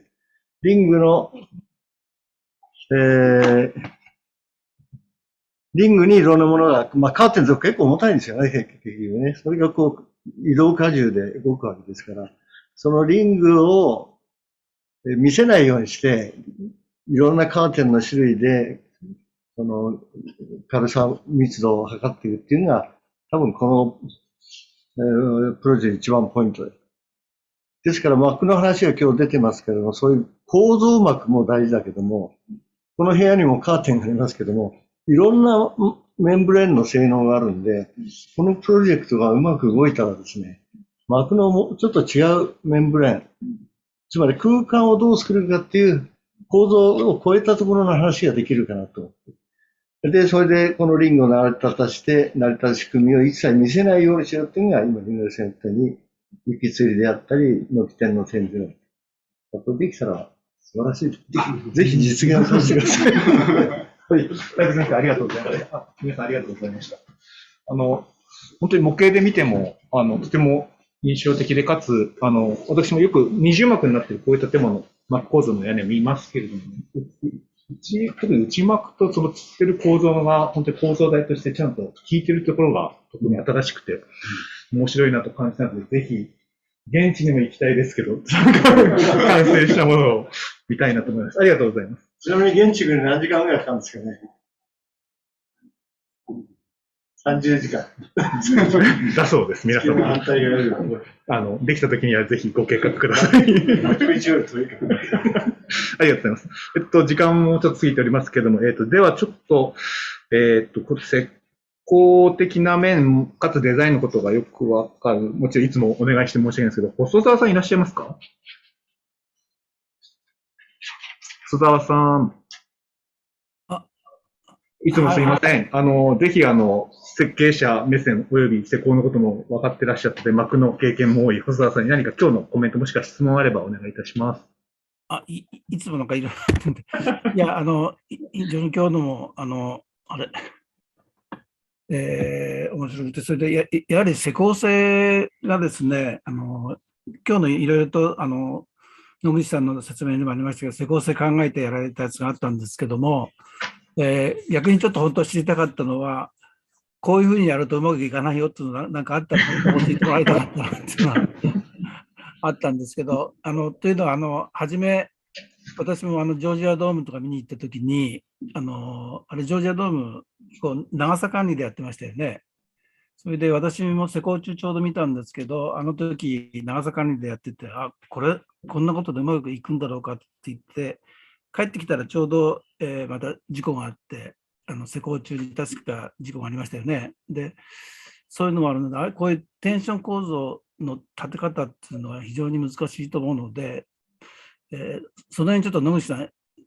何か一つ、教えていただけたらと思うんですけど、逆に。難しいです。特にケーブル構造だと、張力入れないと成立しないというところがあるんですけど、何を管理していくのかっていうのは結構難しいなと思ってて、長さ管理をすれば楽なんだけど、どんだけ張力が入ってるかわからないという一方、張力を全部測ろうとすると、いつまで経っても収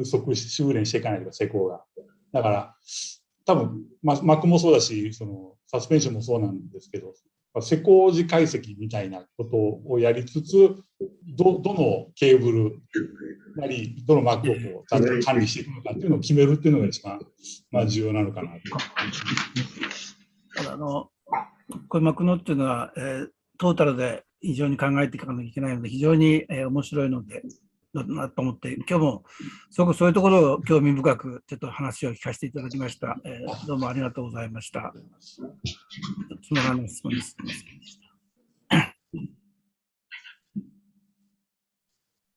はい、よろしいでしょうか。ありがとうございました。すいません。はい。いらっしゃらないかもしれない。建築家の話をもうちょっと聞きたいんで、井上武さんいますか？井上はい、井上です。どうも。やっぱり今日のテーマ、構造も結構大きいんですけど、やっぱり今日のタイトルにあるように、メンブレーンの空間と構造としたんですよね。やっぱりこ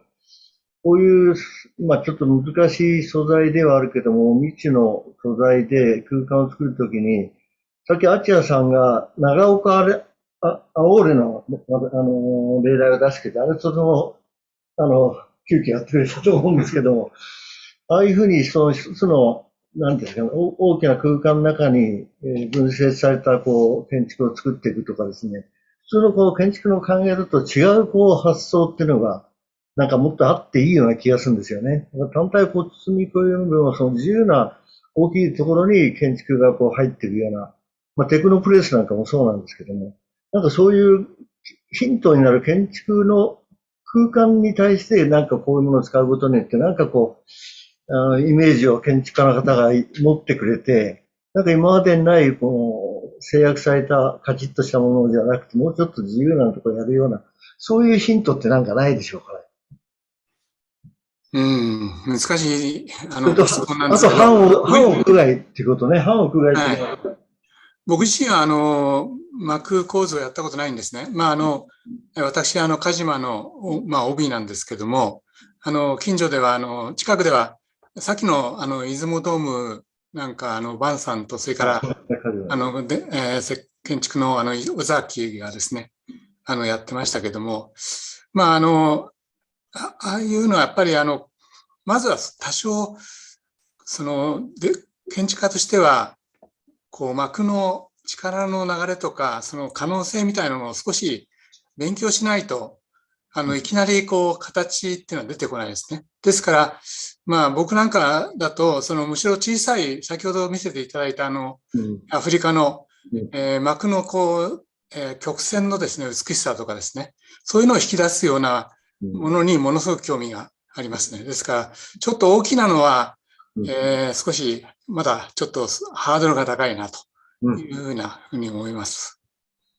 はい、賛成ですね。私もね。やっぱりこういう今までなかった形をね、小さいものが作るっていうことはとてもいいと思うんで。じゃあ誰だろう。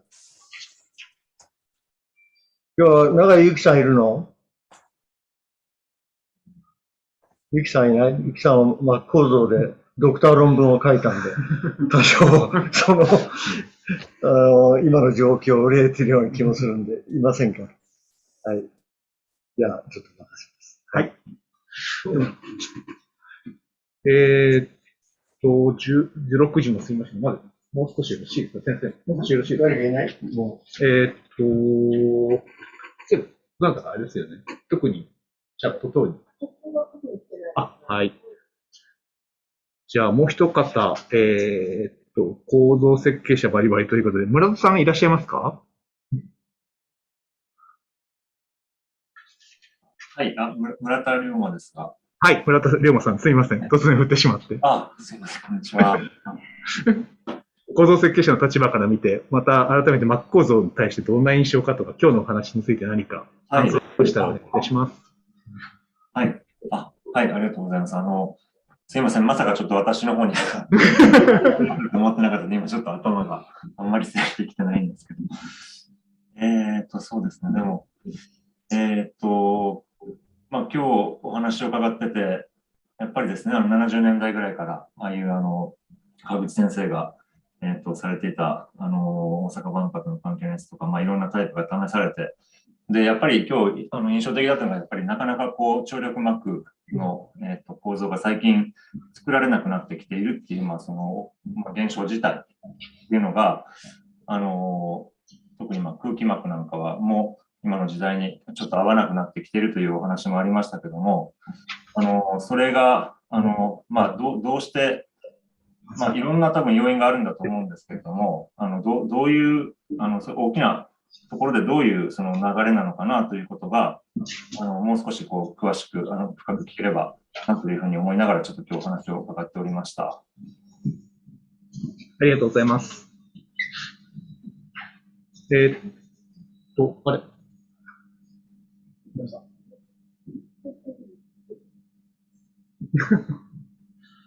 他に、ぜひという方、もしいらっしゃれば最後になりますけれども、いかがでしょうか。ちょっとだけいいですか、和田ですけど。和田先生お願いいたします。アラップで設計でビッグパレットって、その時施工される方のお手伝いしたんですけど、はい、ワイヤーの振動を測ってテンションを測るのをやったんですが、そういうさっきからちゃんと入ってるかどうか話題になってるんですけど、一番最新の技術っていうのがあったら教えてほしいんですけど、膜にしても、ケーブルにしても、予定通りできてるかどうか調べる方法。それはじゃあ、まず野口さん、いかがでしょうか。膜に関して言うと、張力が入ってるかどうかっていうのは、機械でちょっと測るような機械はあります。でケーブル、振動でも測定するケースもありますし、ジャッキで測るのもある。振動で測ったりというのも当然、それはなんか今もやってはいますね。あとは施工時の時には、ケーブルがどう入ってるかっていうのも、振動とかで確認できるのもできるんですけど、やっぱり施工途中で最終張力よりも上がったりとかいうのがあると思うんで、そういうのはやっぱり手順をやっぱりちゃんと解析的に追いかけるのが必要なのかなというふうに思います。西谷さんも有明ではまさにケーブルやられてますけど、最新の状況はいかがでしょうか。どうぞ。いや、有明の時は、なんていうのか、膜、っていうか、あれはもう超限張りだったもんですから、あの場合は逆に言うと持ち上げてからの、いわゆるキャンチトラストのリフトアップのそのジョイントが一番重要だったものですから、いわゆる張力についてはですね、張力導入量を管理するだけではなくて、スパンというものを最重視して管理したっていうのが有明ですね。有明はもう導入量はジャッキで引っ張ってもらいなんで、スパンを重点的に管理したということです。ありがとうございます。ありがとうございました。皆さんありがとうございました。ではそろそろいい時間になってきましたので、では、最後、斉藤先生に今日の内容についてコメントいただければと思います。お願いいたします。どうもお疲れ様でした。どうした？はい、違うやつ、はい、大丈夫？はい。皆さんどうもお疲れ様でした。大阪万博から約半世紀50年経ったわけで、いろんな考えが、出てまいりますけども、当時の勢いがなんとなく今ないっていうことはいろんな原因があって一言に言えないんですけども、いくつか先ほど言ったように、やっぱりクライアントとかですね、あるいは社会、あるいは建築のやっぱり新しい魅力なり方向性を探っていくということでですね、今回のボツワナのプロジェクト大変意義あると思うんですが、ちょっと停滞気味はですね、いろんなことがあって、例えば今映っている建築会館の中庭なんですけども、さっき与那嶺さんが、西谷さんか、後期の話をしましたが、骨組み膜、サスペンション、空気膜って言ったときに、じゃあ皆さんこれは何形式だと思いますか？そういうふうに法規はこういう形式だよっていうのを決めようとしてるわけですね。だけど、このシステムは、骨は見えないし、骨はないんですよ、基本的にはね。だからそういうことに対してやっぱりブレイクスルーしていかないとダメなんで、固めていくことによって技術が停滞するっていう問題がね、すごくあります。それからもう一つはやっぱりいろんな事故が起きるんで、そういうことに対して、やっぱりなかなか膜っていうのは難しいんで、そこをどう我々がうまく、回避していくかっていうことがとても大事だと思います。で、今日はまああんまり深い議論はできませんけども、今日たまたま熊事務所の方が何人か参加してまして、まあこれは熊さんに直接聞いた方がいいかもしれないけど、なんで新国立の第2ステージは膜構造の検討の痕跡がないんですかっていう話が一番実は重要でして、やっぱりそのある構造とか空間をこう考えるときにいろんなオータネイティブがあるわけですよね。で、そのオータネイティブが伝わってこないっていうことがまず問題で、で、ザハはあそこまでちょっと大胆すぎるというか、クラシックっていうか、あるいはちょっと太陽が乗りすぎたというか、多少我々も責任あるんですけども、やっぱりあまりにもそのギャップがですね、やっぱり大きいので、こういうギャップをやっぱり埋めていく作業っていうのはとても大事だと思うんですよね。だからそのためにはやっぱり小さくて魅力的なものをやっぱりもう一回こう作っていくということで、まあ駅舎なんかもね、だいぶ最近増えてますけども、やっぱりそういうものを作る、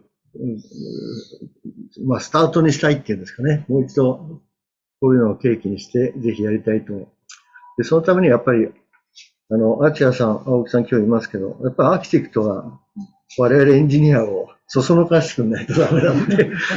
我々としてはいくらでもやる準備がありますし、もういろんな実績が溜まってますので、まあ今日はそういうことで、空間と構造の、まあ、キックオフにしたいというふうに ありがとうございます。で、最後に、毎回になりますけども、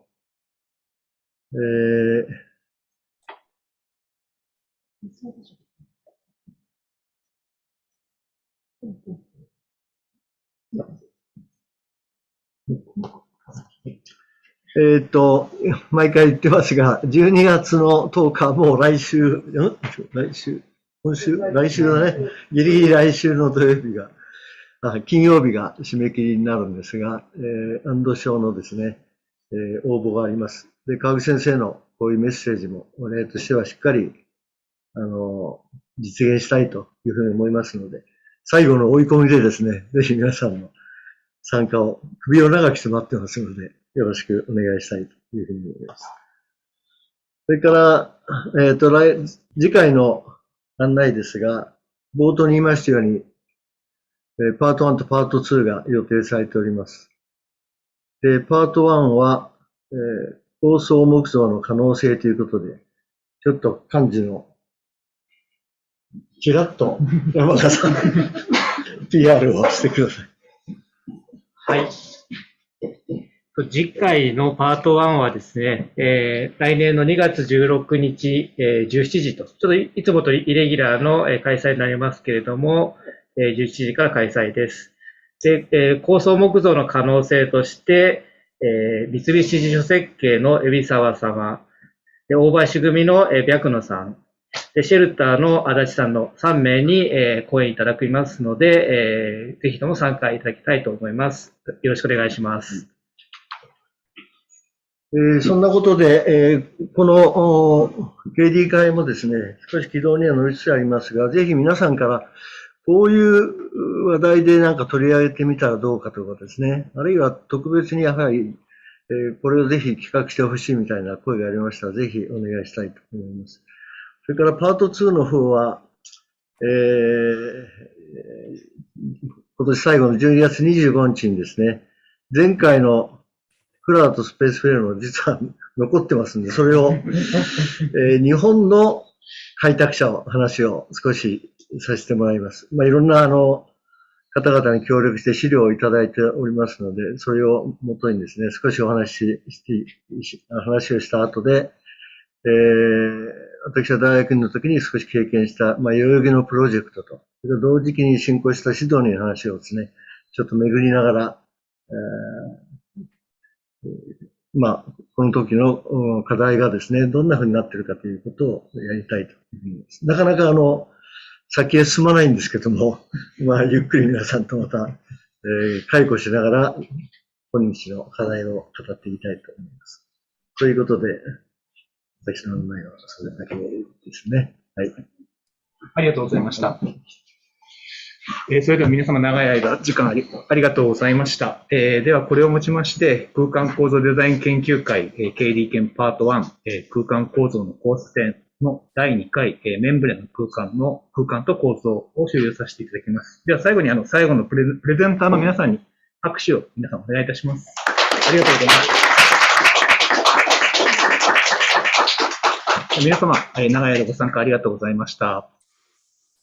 お疲れ様です。お疲れ様でした。ありがとうございました。ありがとうございました。野口さん、ありがとうございました。ありがとうございました。もう酒飲んでるとかじゃないですよね。今11時11時です。11時だね。ああ、遅くまで。でもまだ金曜ですね。今日金曜日です。ですよね、まだね。明日ゆっくりできるんで。